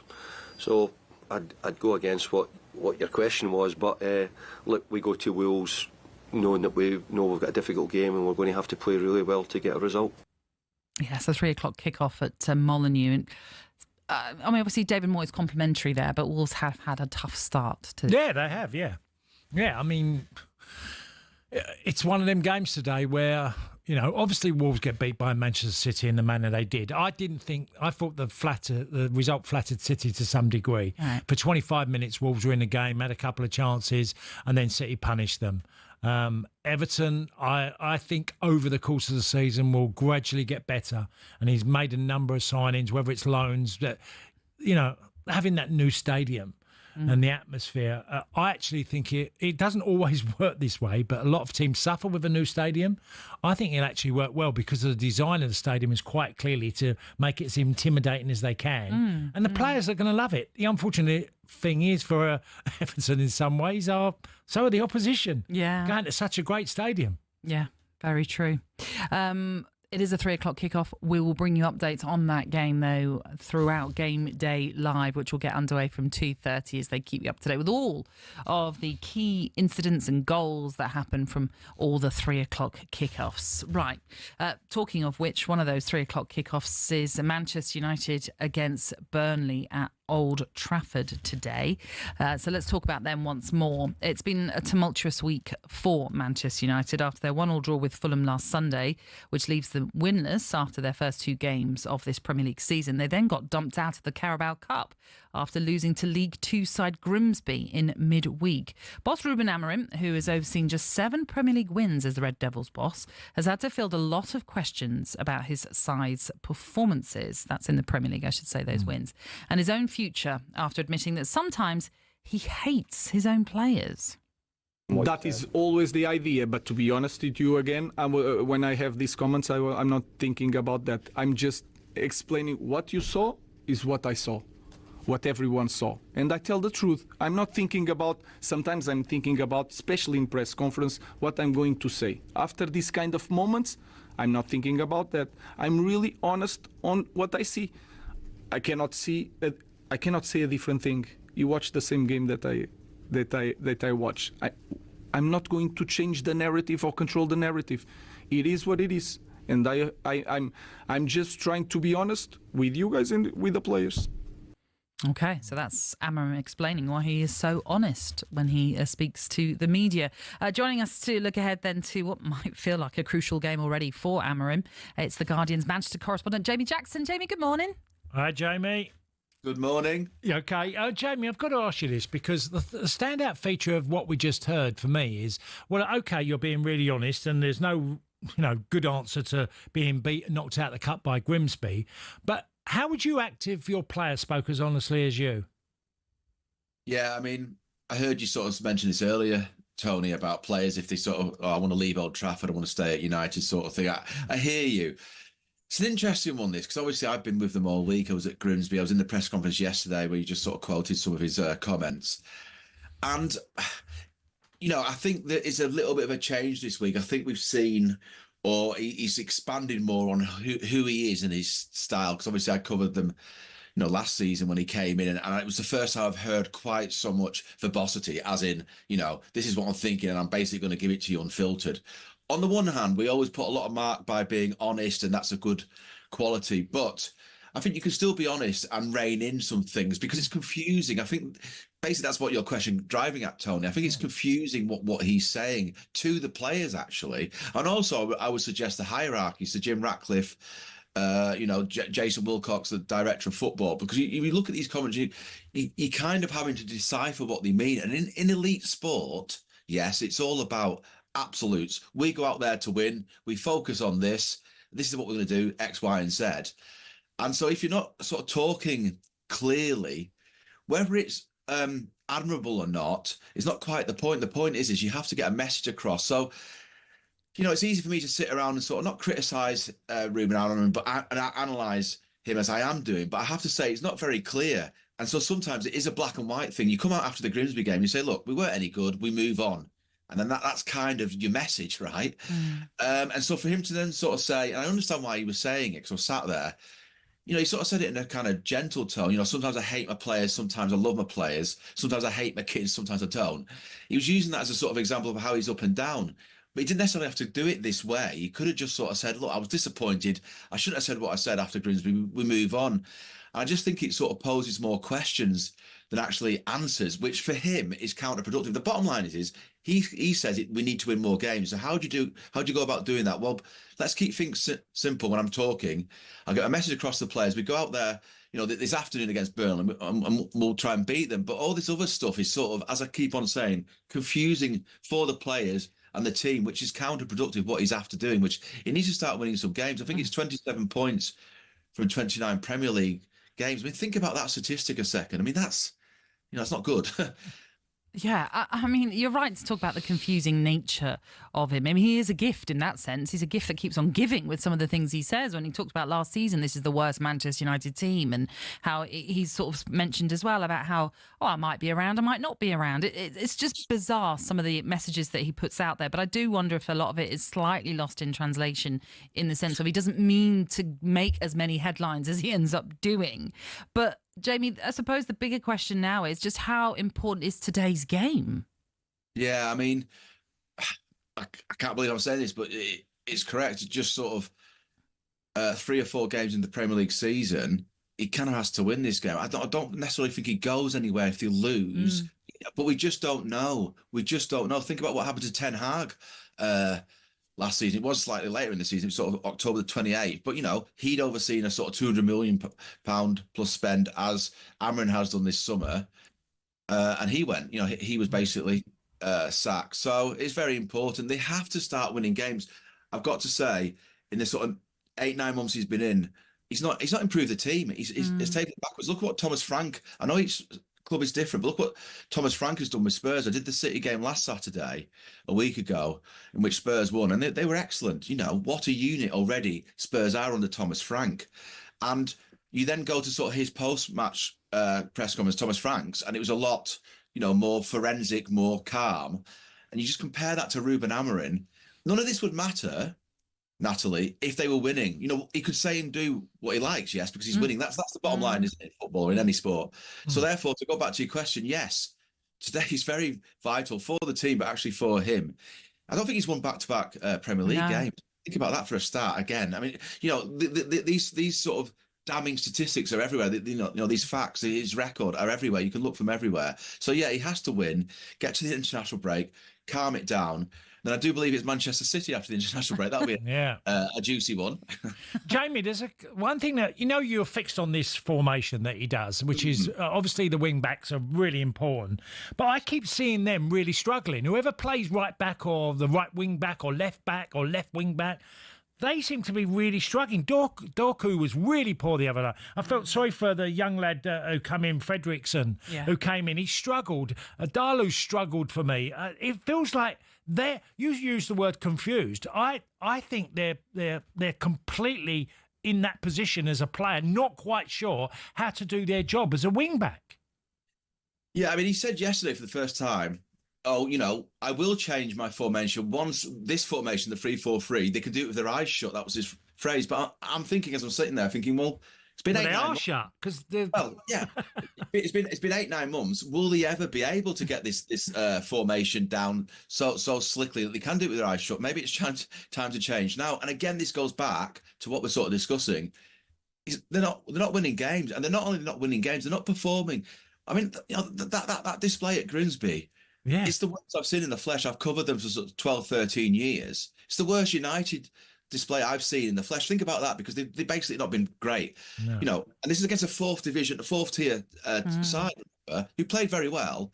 So yeah, this formation, it's another confusing thing. I don't quite understand how an elite coach, which is supposed to be, because United doesn't have a 4-2-3-1 in the locker, or a 4-3-3 that he can go to every now and then just to tweak it. He would say, and he does say, that within games, we're not always 3 at the back, we're not always 5 at the back. Okay, then. So then why don't you just set them out to be sort of like 4-3-3 from the start? It's just all very confused because they're not playing well. They don't control games. They don't create chances. It looks like Rasmus Højlund's on his way out to Napoli. He probably isn't quite good enough to be a starting United centre forward, but I can guarantee you, in all the games I've watched them under Amorim, I've watched obviously loads, and I can't remember one where they've created a slew of chances that Rasmus Højlund or whoever it is playing up top, has missed. Sesko is going to be starved of chances in this team, Benjamin Sesko. Yeah. So, this is all we're all talking about here. Basically, this team is malfunctioning badly. Oh, do you know what? There's so much we could talk about. Yeah. We've run out of time, Jamie. Thank you for being with us this morning. Thank you. Goodness me. True. It's a huge game. Yeah, of course it is. And like I say, there's so much more we could talk about with this one. It's a 3:00 kickoff at Old Trafford. Now, coming up next, we're going to be talking about the future of a former Manchester United manager, Jose Mourinho. Could he be heading back to the Premier League?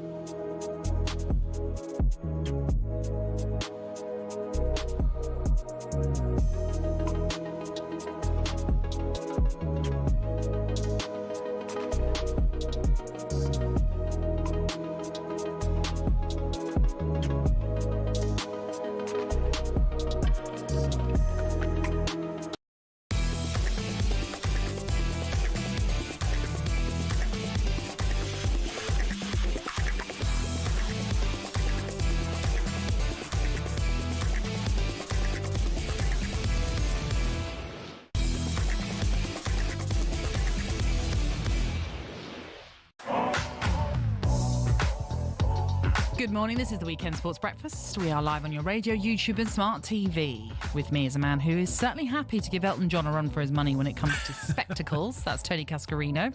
A lovely turquoise that she's got on today. Yeah. You've got a purple and a brown pair as well. Yeah, and another blue. Got another blue pair. You have got a blue pair. Yeah. Slightly different. Yes. You do love your spectacles. It's the only thing I really collect. Is I know. That is Tony Cascarino there. And wives. I wasn't going to say that. But yes. It's a nice steady collection, shall we say. Here are some of your headlines today. The England boss Thomas Tuchel says he didn't mean to use the word repulsive when referring to Jude Bellingham's behaviour in his exclusive interview with talkSPORT, and said he should be afforded more credit for speaking to the press in his second language. Aston Martin's Fernando Alonso ruled out any prospect of competing with the McLarens for a front row starting position at the Dutch Grand Prix, despite splitting Lando Norris and Oscar Piastri in Friday's practice. And Jose Mourinho has been sacked by Fenerbahce after just over a year in charge. The Portuguese departure comes 2 days after the Turkish club were eliminated from the Champions League playoffs by Benfica. Yesterday, on Drive, former Premier League winner under Mourinho, Joe Cole, said he thinks his old boss would be an interesting fit at another one of Cole's former clubs, West Ham.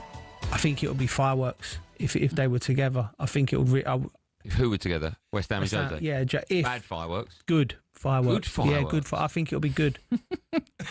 Whoa. Do you think it would be good? I mean, look, Joe would know him as well as anybody. When you play under a manager, and there's a charm about Jose that I've witnessed myself, being in his company. Mm-hmm. But there would also be fireworks. You know that. And I mean, look, Graham Potter's in the job at the moment. And Jose's just lost his after coming second with Fenerbahce last year in the Turkish league, getting into the sort of preliminary rounds of the Champions League, gets knocked out, he loses his job. It's quite harsh, If you look at his actual record, even people say he's a spent force as a manager. I think that's unfair on Jose. I think he was a hugely talented manager.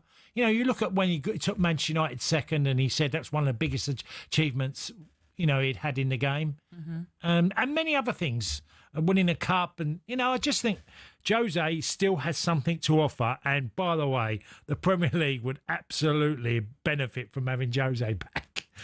Yeah. And I think he produces good teams, and he wants certain types of players.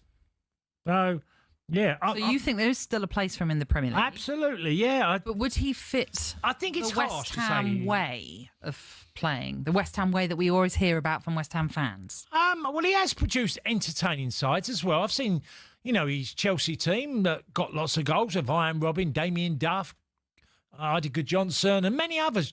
Drogba, early doors. He produced, without mentioning the obvious players, they were really good Chelsea sides and were exciting. He had a Real Madrid team one year, it's Real Madrid, well in excess of 100 goals. And I remember thinking, well, that was a very entertaining, on the front foot type of Real Madrid team. Now we're talking one of the world's best clubs. His period at Inter was extraordinary. And I just think there's still a place for Jose. And whether it was the last Friday of the dice, I don't know. I still think there is one. I suppose he's just slightly tarnished with how things end up at Manchester. Well, even though he got them to second place, and he's gonna upset a few upstairs. I don't think West Ham fans would be too bothered if he upset the guys at the top of the club. If it produced a better team, I think he's really prepared to sometimes take on people upstairs. He thinks, have to do certain things for a manager. He's also been linked with Nottingham Forest. Bear in mind the whole uncertainty of Nuno Espirito Santo. Now, that's not to say he's moving on, but obviously after some of his comments that he's made recently, there's still up in the air scenario. Could you see him fitting in there? Could you see him at Rangers, for example? Yeah, I could see him at a lot of clubs. I like Jose. I just always felt his management, he won a lot. You go through his CV, he's done a hell of a lot in the game. And yes, he might seem yesterday's hero or whatever. He still, for me, has got a place in football. And I'd like to see him back in the Premier League because I think he's box office in every way. And by the way, he does produce good teams. He's done that a lot. Yeah. One thing we will say is, if you remember when Fenerbahce took on Manchester United in a 1-1 draw in the Europa League, where he was sent off, Jose Mourinho. If you remember afterwards in his post-match comments, he basically was so scathing of UEFA and everything that had gone wrong that he said he wants to manage back in the Premier League with a team in the bottom end of the table because they won't be involved in any UEFA competitions. So he may be returning. You never know. Have we got time, Sam? I'm just checking. Have we got time for one more game? Oh, 1 minute. 1 minute. Oh, my goodness. Right. Which game do you want to talk about? Do you want to talk about Wolves very quickly? Just on the sense of... Spurs, Bournemouth. All right, go quickly. Well, we mentioned Wolves earlier. I know we did. Tottenham only need a point to go top of the table, which would be a great start for them. Of course, someone might say, look what happened with Ange Postecoglou when he first started. They got off to a great start and then it didn't quite work out.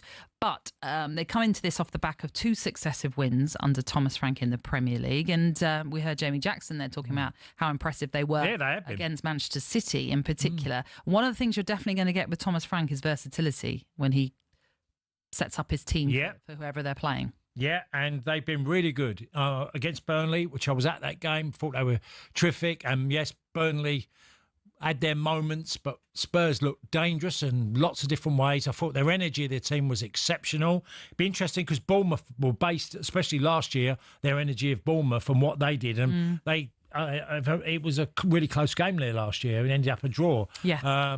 And Bournemouth caused them problems. And I think, obviously today, I think it'd be a really entertaining game, that one. Spurs against Bournemouth. Really good one to look to. And look, Bournemouth has sold a lot of players. So... they've still got a good basis of a good side because Semenya's still there. Their whole back line is essentially different. Yeah, gone. Now, Kirkes has gone, and others, centre-half, Houston, But there's still essentially a good team in there. Evan Nilsson, I'd like to think he'd have a decent season because he missed so much of last year for injury. Yeah. But got enough good players there to make a real game of it. Okay. Coming up next, we're going to speak to the former Fulham striker Barry Hales about today's 12:30 kickoff as his old side travelled to Chelsea, and it's live on talkSPORT. This is the Weekend Sports Breakfast on talkSPORT with NordVPN. Get your talkSPORT exclusive offer today with 72% off a 2-year plan and an extra 4 months free. Terms and conditions apply. Find out more at nordvpn.com/talksport.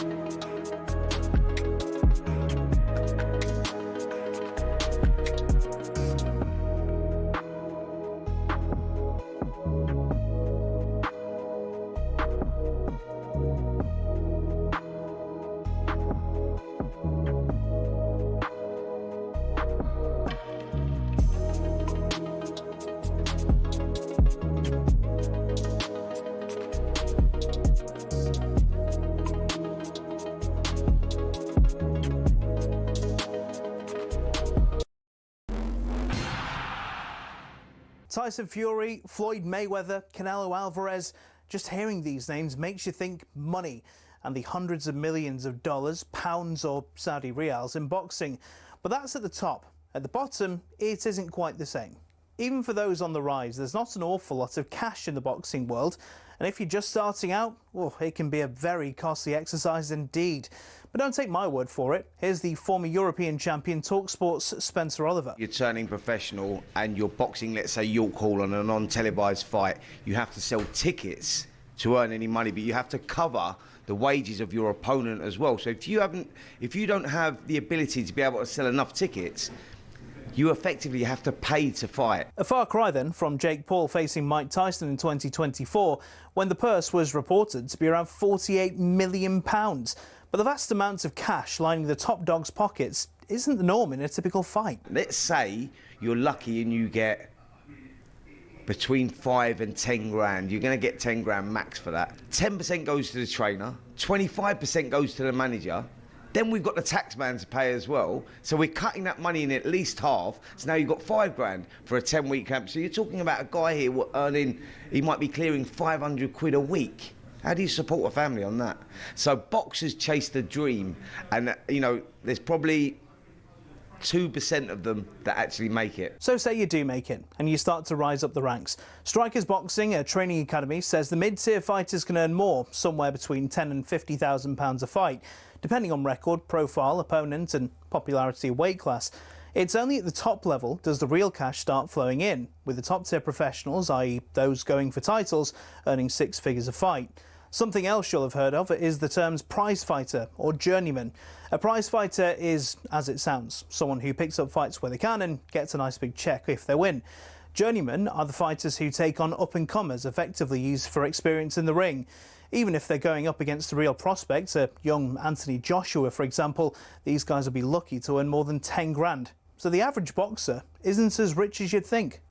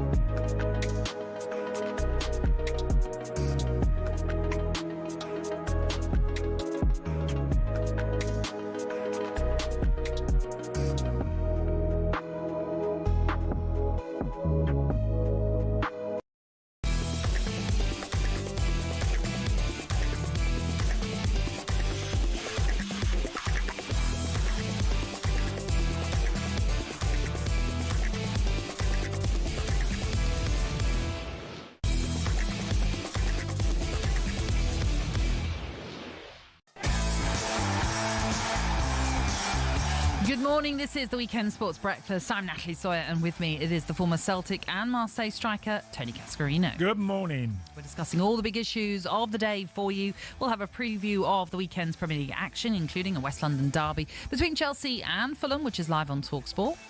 For Fulham, this show how Marcos is good, the players they are good, so it's a game that, like always, we need to be careful.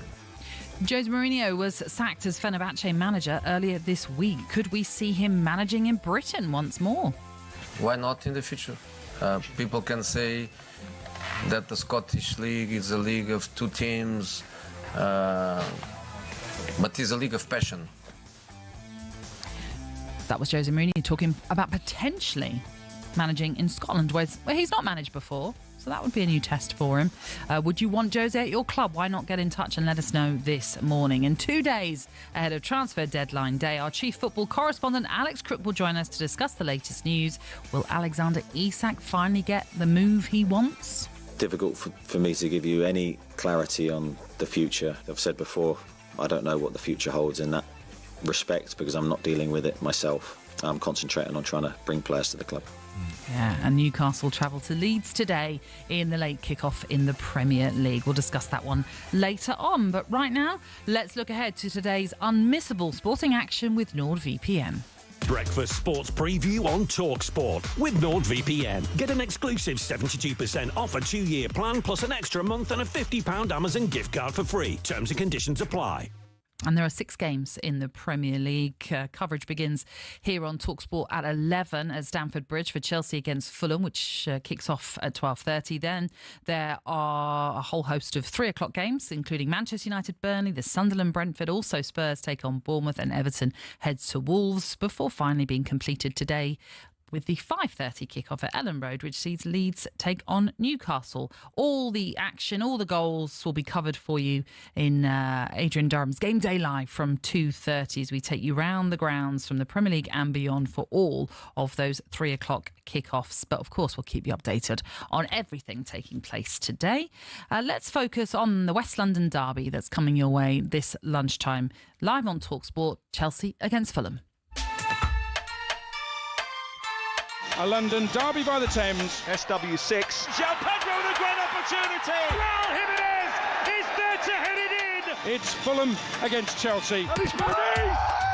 And he's won it in the 95th minute at Stamford Bridge. And put in by Chalobah. West Ham 1, Chelsea 5. I think they've got arguably the best squad in the Premier League. I don't think they'll win the league, no, but I think they'll be in the mix. It's a good performance, but it's a long way to go. Now the target for me is just to think about Fulham. Oh, goodness gracious me! Muniz has done it at the far post. Fulham were pressing, they were looking good, they played with a purpose. Still more development to come from this Fulham side. Fulham 1, Manchester United 1, Emil Smith-Rowe. The plan until now didn't go through. We should have been more active, definitely. Probably you have nowadays to correct things that you haven't done, simple as that. Pressure that's building up Fulham, you can just sense it in the background. This is a West London derby.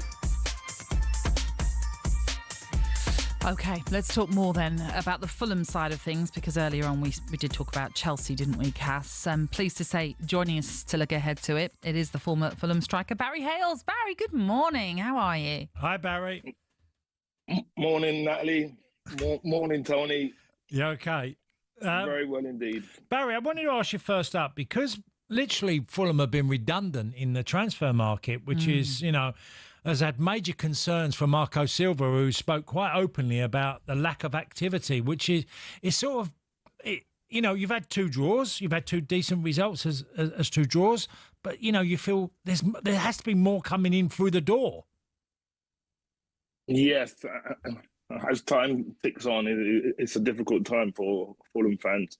And when you look across the road and Chelsea are buying, selling players and balancing their squads and Fulham still playing catch up, difficult times at the minute. Yeah, and Marco Silva has certainly been very open about how disappointed he has been so far with the lack of transfers coming in at Fulham. But when you look at what's happened so far in the Premier League, they've had 2 comeback draws against Brighton, against Manchester United as well. So in some ways, the positives that he's seen that resilience in his team. The question now is, how can they turn them into victories, Barry? Yeah, like I know he's changed the front men in a couple of games. So I know he's trying to find the right resolution, but new faces to brighten up the place and just get the club up and running for the first 3 points. It would be nice against Chelsea, but it's going to be a difficult task. I mean, he's had the injury loss to Antoine Robertson, who I thought that would be a big problem for Fulham in the summer, that someone could try and take him, because I thought he was exceptional last year, great athlete, and they've lost his dynamism. So, you've had to fill that gap as well. Exactly that, yeah. And he's been bombing down the left wing, and him and Welby have caused a lot of havoc last season. So, yeah, having that change has set Fulham back a bit. But Castanio's come in and he's done a good job. Very different players, because he won't be bombing on, but finding that balance. I think Marco Silva he needs to find that balance early. Yeah. When you look at some of their results from last season, I mean, in particular, they won at Stamford Bridge on Boxing Day last year, coming from behind to do so. They also had impressive victories at home against Liverpool, for example. So this is a team that is well capable of pulling off the shocks when needed and putting in decent performances. Yes, especially away from home and what I'm saying, local neighbours. So we got to go there and be resolute and be solid, and hopefully first get a point and then try and get 3. Barry, how do you feel the season will go? Obviously, it will help if new players do come through the door. But in general, how are you seeing? Because it just doesn't feel as optimistic as it has been in last couple of seasons with Fulham. Yeah, that's right. And last season was I think it was the Fulham's highest Premiership points. So to emulate that would be a massive feat for the club. But I say bringing in new, fresh faces, I think is definitely needed just to revamp the DM squad and push up the DM ones already holding the shirts, really. Barry, just quickly, what are you up to these days? I do mentoring now. I do mentoring. I do mentoring in Bristol. I'm thoroughly enjoying it, and the kids, when they go back to normal schools and they reintegrate, it's just a fantastic when they don't come back to us. Yeah, that's amazing. What a rewarding job to do. Yeah, it's really rewarding. Really enjoying it. Yeah, and I would imagine, Barry, very challenging. Yeah. Of course, yeah. You get very challenging moments there, but we got a system that deals with that on a day-to-day basis. So yeah. No, it's been a good times. Is there an association, Barry, alongside football, or is it just? Of course, yeah. I'm the sports mentor. I do a lot of football. I do most sports. So yeah, it's thoroughly enjoyable. Brilliant. Oh, well, that's so nice to hear, Barry. And do you know what? You have a smile on your face when you talk about it. So it's obviously a job that you absolutely love. Cheers, yeah, thanks. Great to have you with us, Barry. Thank you. Cheers, Barry. Cheers. Former Fulham striker Barry Hales there. Let's quickly hear from Marco Silva, shall we? Because, as we mentioned already, lack of transfer activity at Craven Cottage has been something he's not been particularly happy about, and he's spoken about it a few times. This is what he had to say yesterday in his press conference. Nothing changed because we haven't signed any player. And nothing changed from what I said to you when you start Premier League. It was my first interviews with you, pre-match conferences as well. And we keep looking to strengthen our attack line with 2 players. And one midfielder is what we did plan last May. Probably with a striker or not. Probably is not going to be possible, but we are going to try.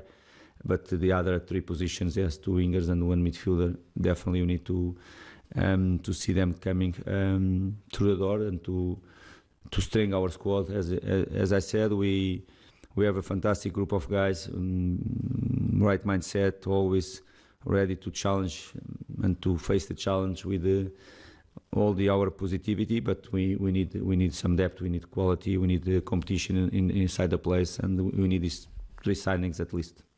Yeah, it's interesting, isn't it? There's some suggestion from Fulham fans, or some Fulham fans, that the Khans, the owners of Fulham, have a different sort of direction and sort of focus maybe more on their new lovely stand and all the money that brings in. Obviously, Marco Silva's been very outspoken there. He's not the only manager we've heard in the recent weeks. Oliver Glasner's similar at Crystal Palace, Nuno at Forest too.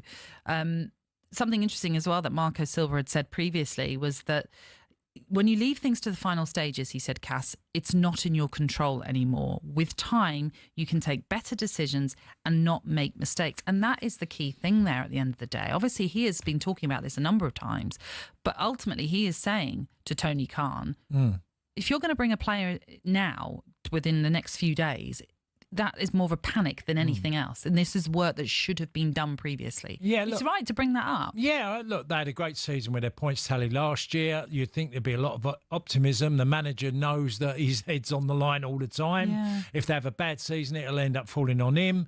Look, there's been major spending by the elite clubs in the Premier League who have spent and spent and spent. Yeah. And there's other clubs that have really been redundant in spending, and we know they are. We've seen Fulham and probably Crystal Palace in there, and others that have not gone and spent money.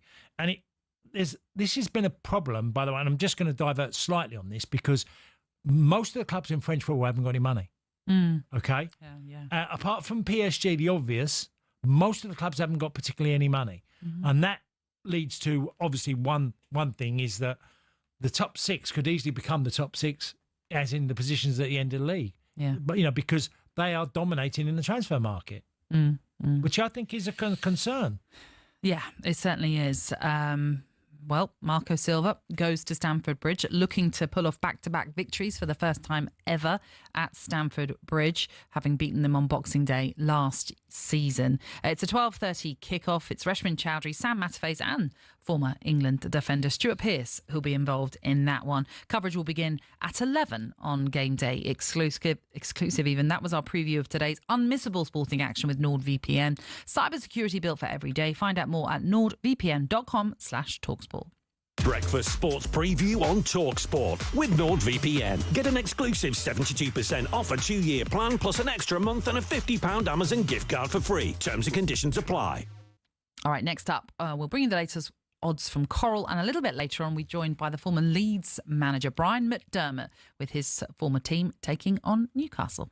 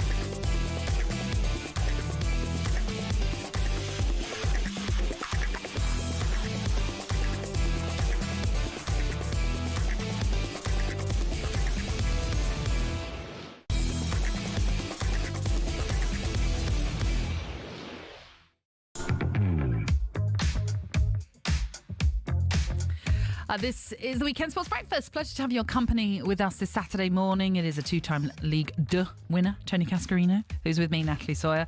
And our biggest competition to date has launched today. We're giving you the chance to win Oasis tickets plus a whopping 25 grand. 2 lucky winners, not 1 but 2, will win a pair of Oasis tickets when they return to Wembley on the 27th of September. Plus, that is not all. Alongside those tickets, we're giving you the chance to win a whopping 25 grand. For all the details on how to enter this amazing competition, you might want a pen and paper handy. Listen up.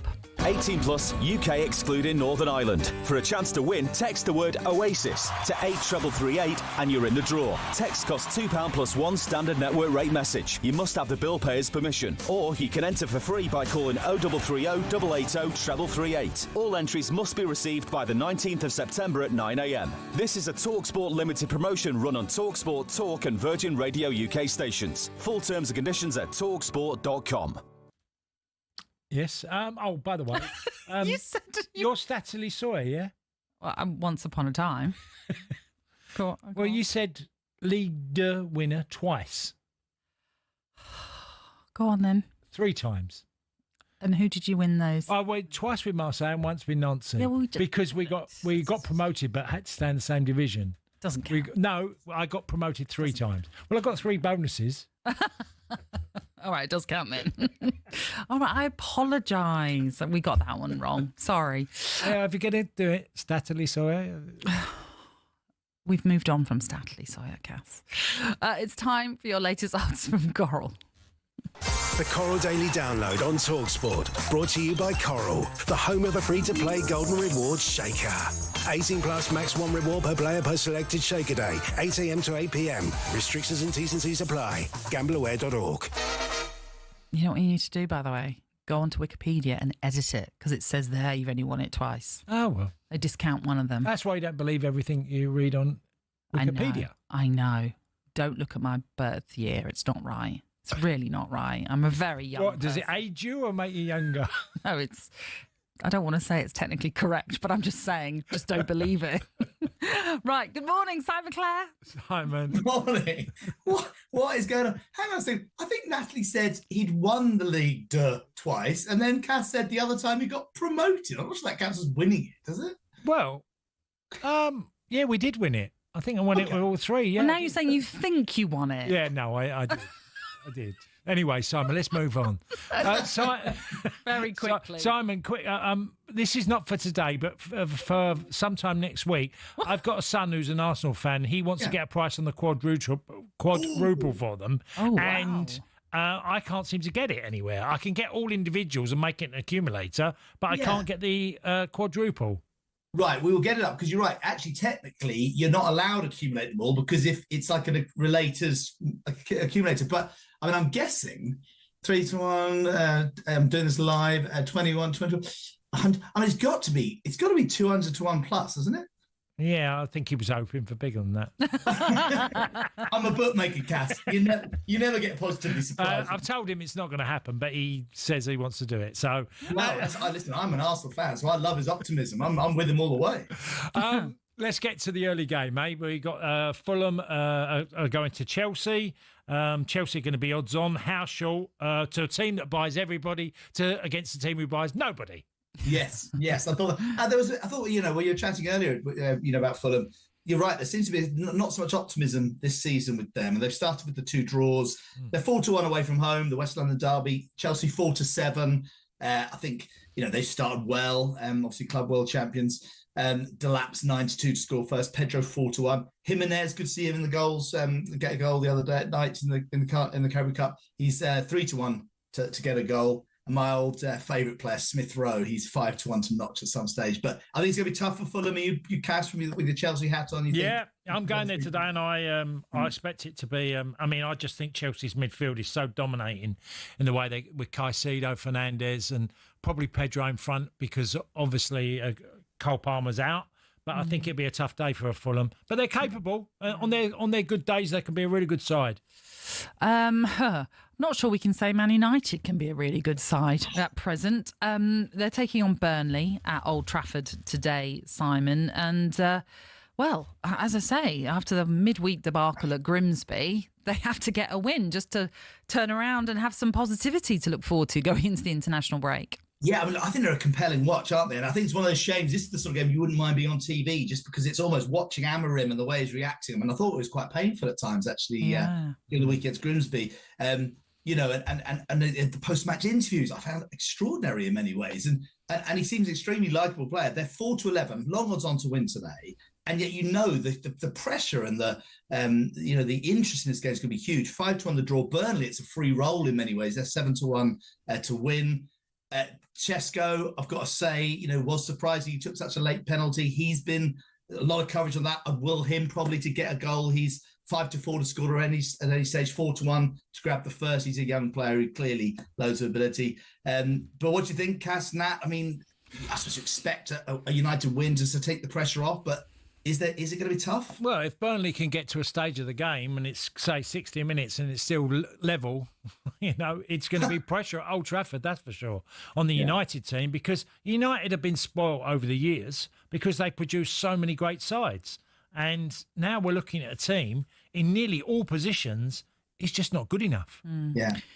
Simon, just run us through the other Premier League games you want to note today. Well, I popped a card down. I thought Spurs, Bournemouth, obviously Spurs, at the top of the table, 4-6 to win, 3-1 the draw. They stay top if they draw, but I think probably Bournemouth were disappointing against Brentford. Obviously, last time out, they're 3-1 to win. Leeds, Newcastle, 5:30 kickoff. I think this is a cracker. Newcastle were brilliant against Liverpool, down to 10 men, came up short, but they're the favourites. Go out to Ellen Road, 11-10 against a Leeds side who are still, of the three promoted sides, we make them the least likely to be relegated, despite that thumping by Arsenal, but they're 9-4 underdogs today with the draw at 5-2. So those are probably the big games. Obviously, your guys away to Sunderland, that's quite even in the betting as well. So yes, a good fixture list on the Premier League today. Racing, Simon? Really quiet, actually. The Solario Stakes is the main race at Sandown. It's sort of a quietish day today. There's some nice horses going over to America. Hugo Palmer and Michael Owen of a runner in Cheshire Dance are going over to Kentucky Downs tonight. That'll be on Sky Sports Racing. So yes, and some good action over in America this evening. But quiet day on the racing front. I'm going to have a quiet day, and then I'm off to Anfield to see Liverpool Arsenal tomorrow. Oh, well, enjoy that one. I won't wish you good luck.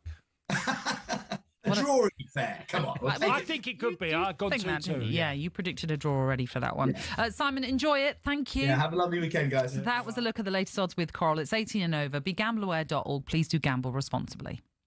The Coral Daily Download on talkSPORT. Brought to you by Coral, the home of a free-to-play Golden Rewards Shaker. 18 plus max 1 reward per player per selected Shaker day. 8 a.m. to 8 p.m. Restrictions and T's and C's apply. GambleAware.org. On the way next, we'll look ahead to the 5:30 game as Leeds host Newcastle.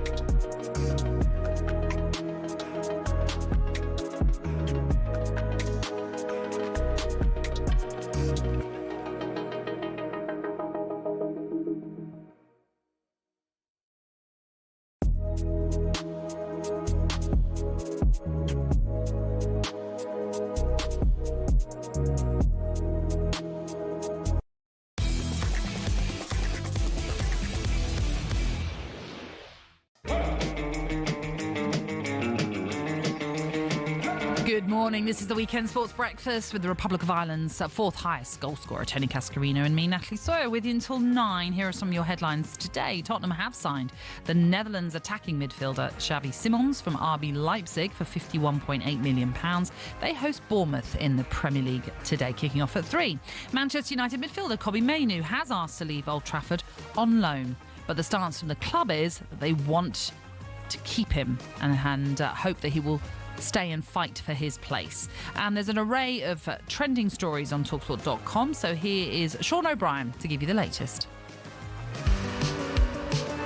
Lots happening on talkSPORT.com, but let's start with the sacking of Jose Mourinho at Fenerbahce. We've taken a look at where the special one could end up next, including one of Europe's sleeping giants.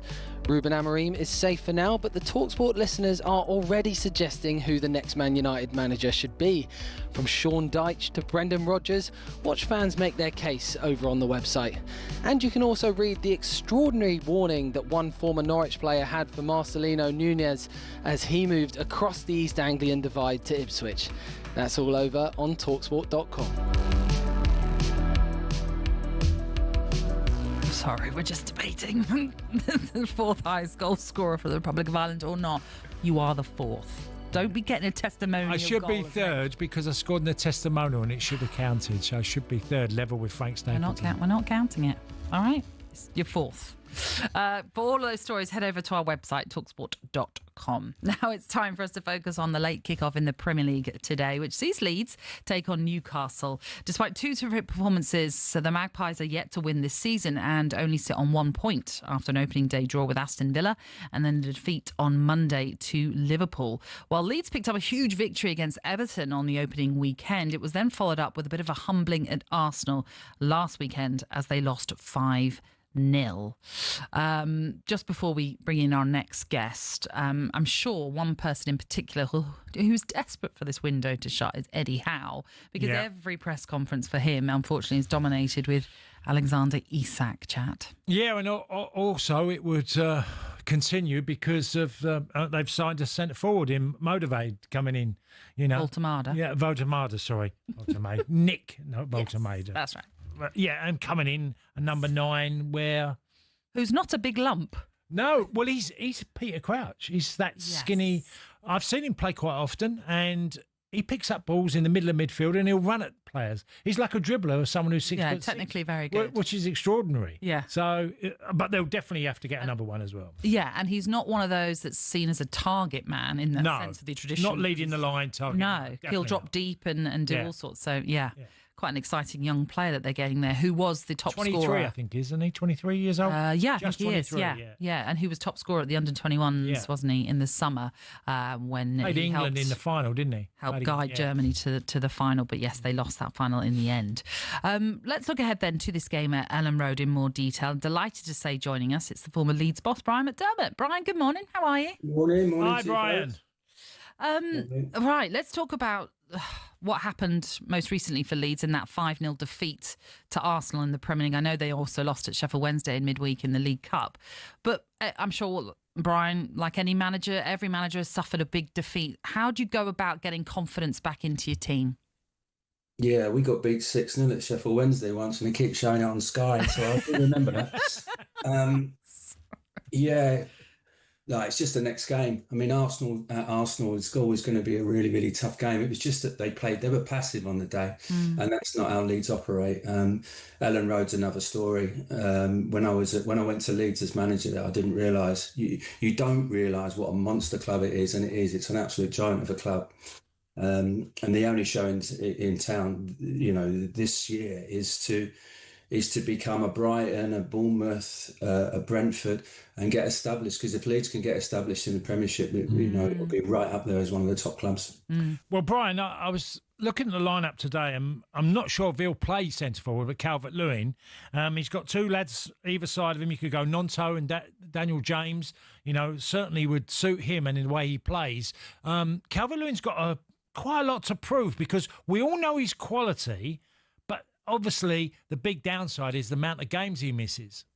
Yeah, no, 100%. I mean, if you keep him fit and you can get like 25 games out of him, he's going to guarantee you 10, 12 goals. That could be the game changer.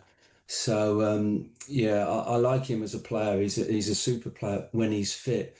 But you know what it's like, Tony. Players like that, they tend to have little runs of injuries and they can't keep themselves fit. If he can stay fit, yeah. But they got Pirro as well, who looks like a top player who can play out in a wide area as well. So Pirro as well. So they've got ammunition at Leeds. And they've also got that crowd behind them. Mm-hmm. Yeah, I mean, Dominic Calvert-Lewin made his debut, didn't he, at Hillsborough in midweek, but unfortunately it wasn't one to remember, missing an open goal chance, I think it was in stoppage time, and then a penalty as well in the shootout. But in terms of the Elland Road, then tell us, because you know what it's like to manage there, and I've been there as a visiting fan. It can be so intimidating. But what is it like to manage a Leeds team with all the fans there and that atmosphere that they create there? I wouldn't imagine it's too accommodating as a visiting fan at Elland Road. I'm not sure. I've never been as a visiting fan. I think my first game in the first when I was there in 2013, 36,000, played Brighton, and we won the game in the last minute, like literally the last minute. I have never heard anything like it. And those fans, I mean, it's everything to them. If you go out into town, you couldn't walk 200 yards. It would take you 2 hours. They're an incredible bunch of people. And at my time there, it was really, really difficult. I mean, it was chaos going on at the club. At least the club looks stable at the moment, but it's a very, very intimidating place. But you have to be. You have to have a really good mentality to wear that badge, because it's a heavy badge, and to play in front of those fans. But I found the fans great. They were really, really good. You could make the same, you could say the same thing with Newcastle, the team they're playing today.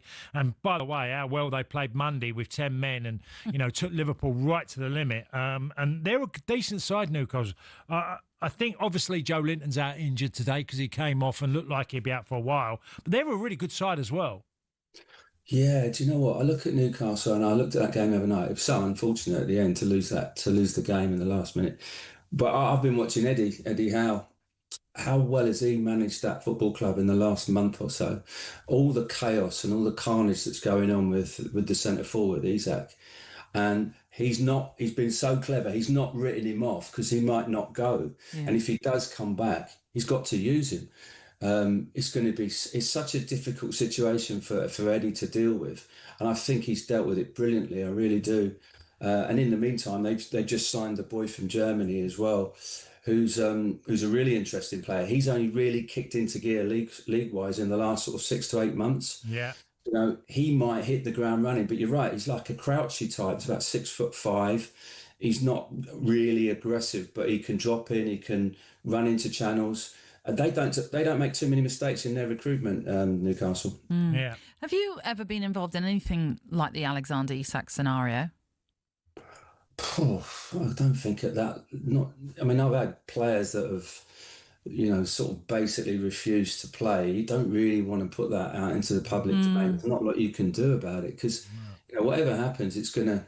If the player does come back and plays again, he's totally alienated. Yeah. But we don't know what's gone on there. We don't know what Isak's been told in the summer. Maybe he's been told that you can go. Maybe he's been told you're getting a new contract. We don't know the ins and outs of it. But taking all the emotion out of it, if he stays, Eddie's got to get him back on board. He's got to get back on board, and he's got to start playing games again. And look, once he starts scoring goals again, it will never be the same at Newcastle for him. There's no doubt about that. There'll always be that feeling of that he's rejected them, and that's a massive club. Listen, we wouldn't have conducted ourselves back like that back in the day. No chance. No, you saying that, Brian, I'm exactly in that agreement, because whether someone's made a false promise to you, or maybe you're unhappy about certain things being sold out, the last thing you can do is really go on strike. I just see that as never an option for a footballer under any circumstances, even if they've misled you or lied to you or whatever accusation you might make. I just do not agree with players literally saying, I'm not going to play. No, listen, he gets paid, I don't know, whatever he gets paid, 150 grand a week. It doesn't. The numbers don't matter anymore. They're so absurd. They're so ridiculous. but you get paid to play when the manager plays you. And he signed a 4-year contract. They got him out of Spain when no one took him. I was at Arsenal scouting at the time, and we'd watched him, and he wasn't the player that it is now. 4 years ago, 3 years ago, they saw something in him and developed him. And fair play to him, fair play to Eddie. And, it must be a real kick in the teeth for Eddie, but like Eddie's doing, he's just taking emotion out of it, and he's just trying to deal with it, because if he has him, when the window shuts, he's an advantage to him. And he needs him, yeah. He does need him. If they get the Walter made, that's fine. But it's a big ask for him to hit the ground running. I know they're still trying to get Visser. I think if they get Visser from Brentford, then fine. But that's a really tough deal to do now. If I'm at Brentford, I'm not letting him go out the door for love nor money, whatever happens. So, I don't know. We'll see what happens. It's going to be really interesting. And next week when the window shuts. Yeah, it certainly will. Brian, thank you for joining us. It's been great. Cheers, Brian. Pleasure. Take care. Bye-bye. Thank you very much. Not long until that window shuts. Monday, in fact, the transfer window closing at 7 p.m. and we'll have a deadline day special for you with, of course, Mr. Deadline Day himself, Jim White. Our chief football correspondent, Alex Crook, will also be alongside him, as will former Liverpool midfielder Danny Murphy. So join Jim, Alex, Danny and a host of insiders and experts from 6:30 following a special Deadline Day drive show with Andy Goldstein and Darren Benn, analysing and dissecting all the last-minute deals. On Deadline Day, talkSPORT will give you the inside track on who your club are signing, keep you right up to date with all the latest deals as they happen. This is the Weekend Sports Breakfast on talkSPORT with NordVPN. Cybersecurity built for every day. Find out more at nordvpn.com/talksport. And talking of the transfer windows, we are going to be joined by the talkSPORT football correspondent Alex Crook to bring us all the very latest news next.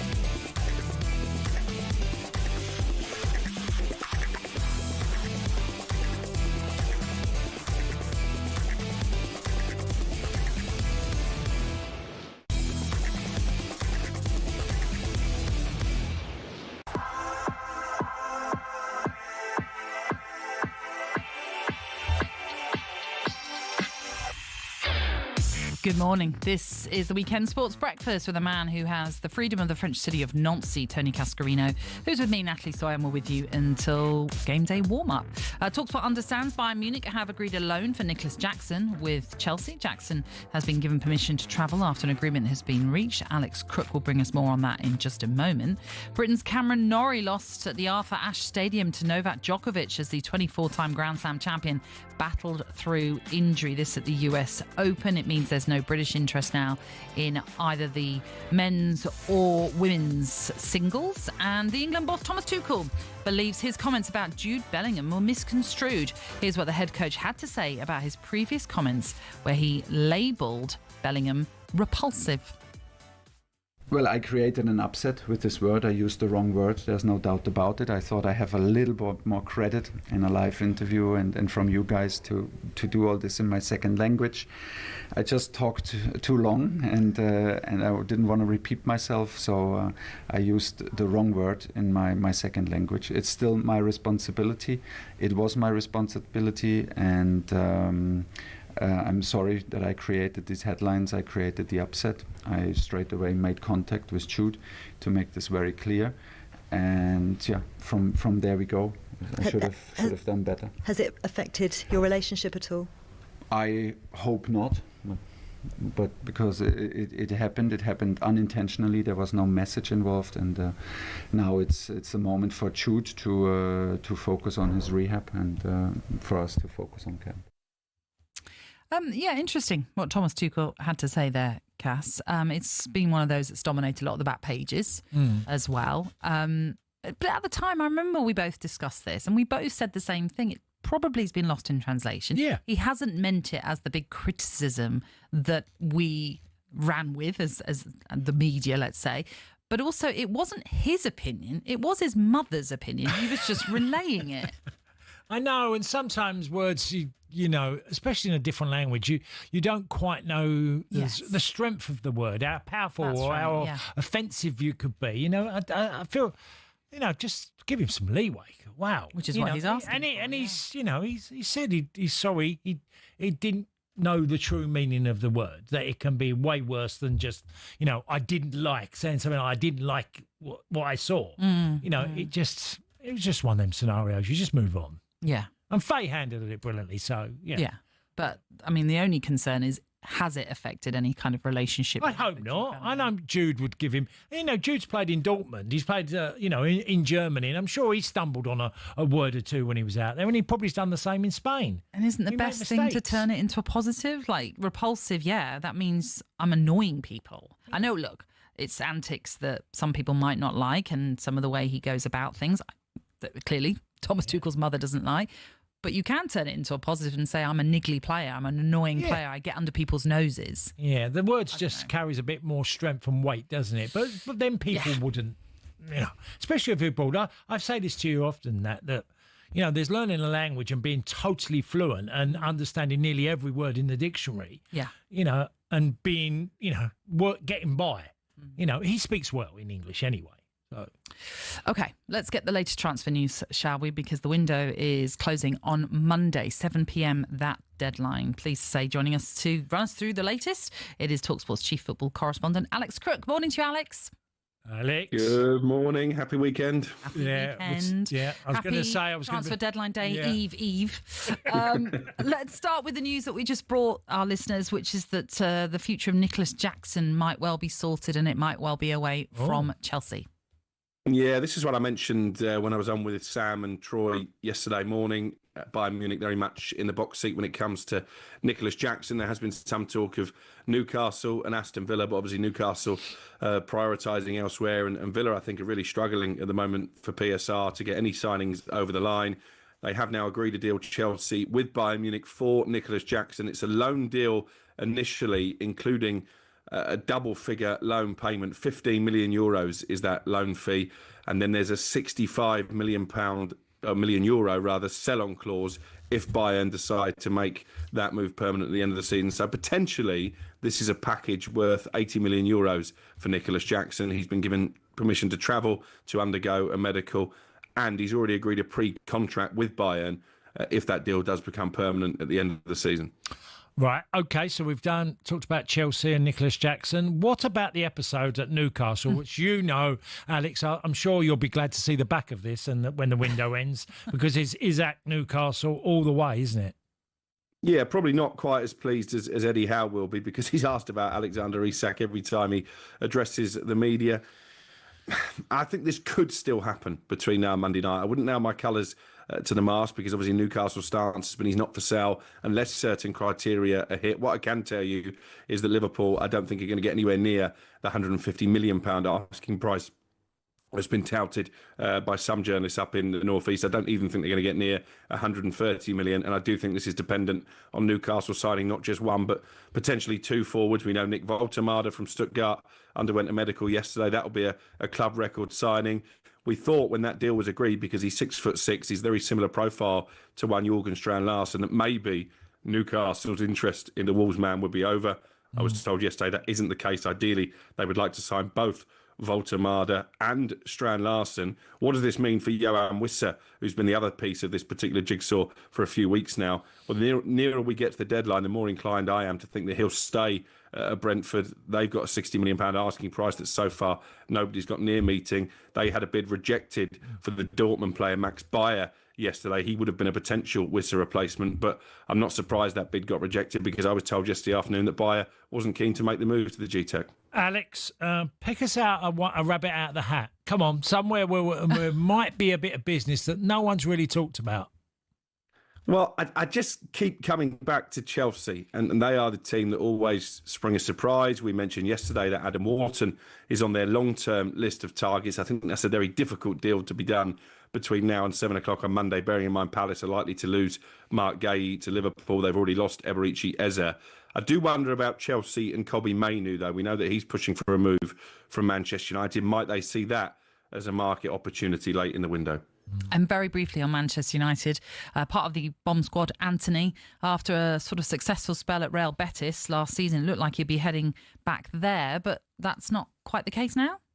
Well, this is a bizarre one, because we got a briefing around about 9 o'clock last night from sources at Manchester United saying a £25 million fee had been agreed between the two clubs. There was a hefty sell-on clause included in that agreement. And then a couple of hours later, Real Betis released a statement saying that there was no such agreement. They couldn't afford to pay the transfer fee and Anthony's wages. I do wonder if this is a bit of brinkmanship and a game of poker late in the window. Anthony clearly still wants to make the move. United clearly still want him off the payroll. So it wouldn't surprise me if this one gets done, but it just adds a little bit of drama as we head into the last few days.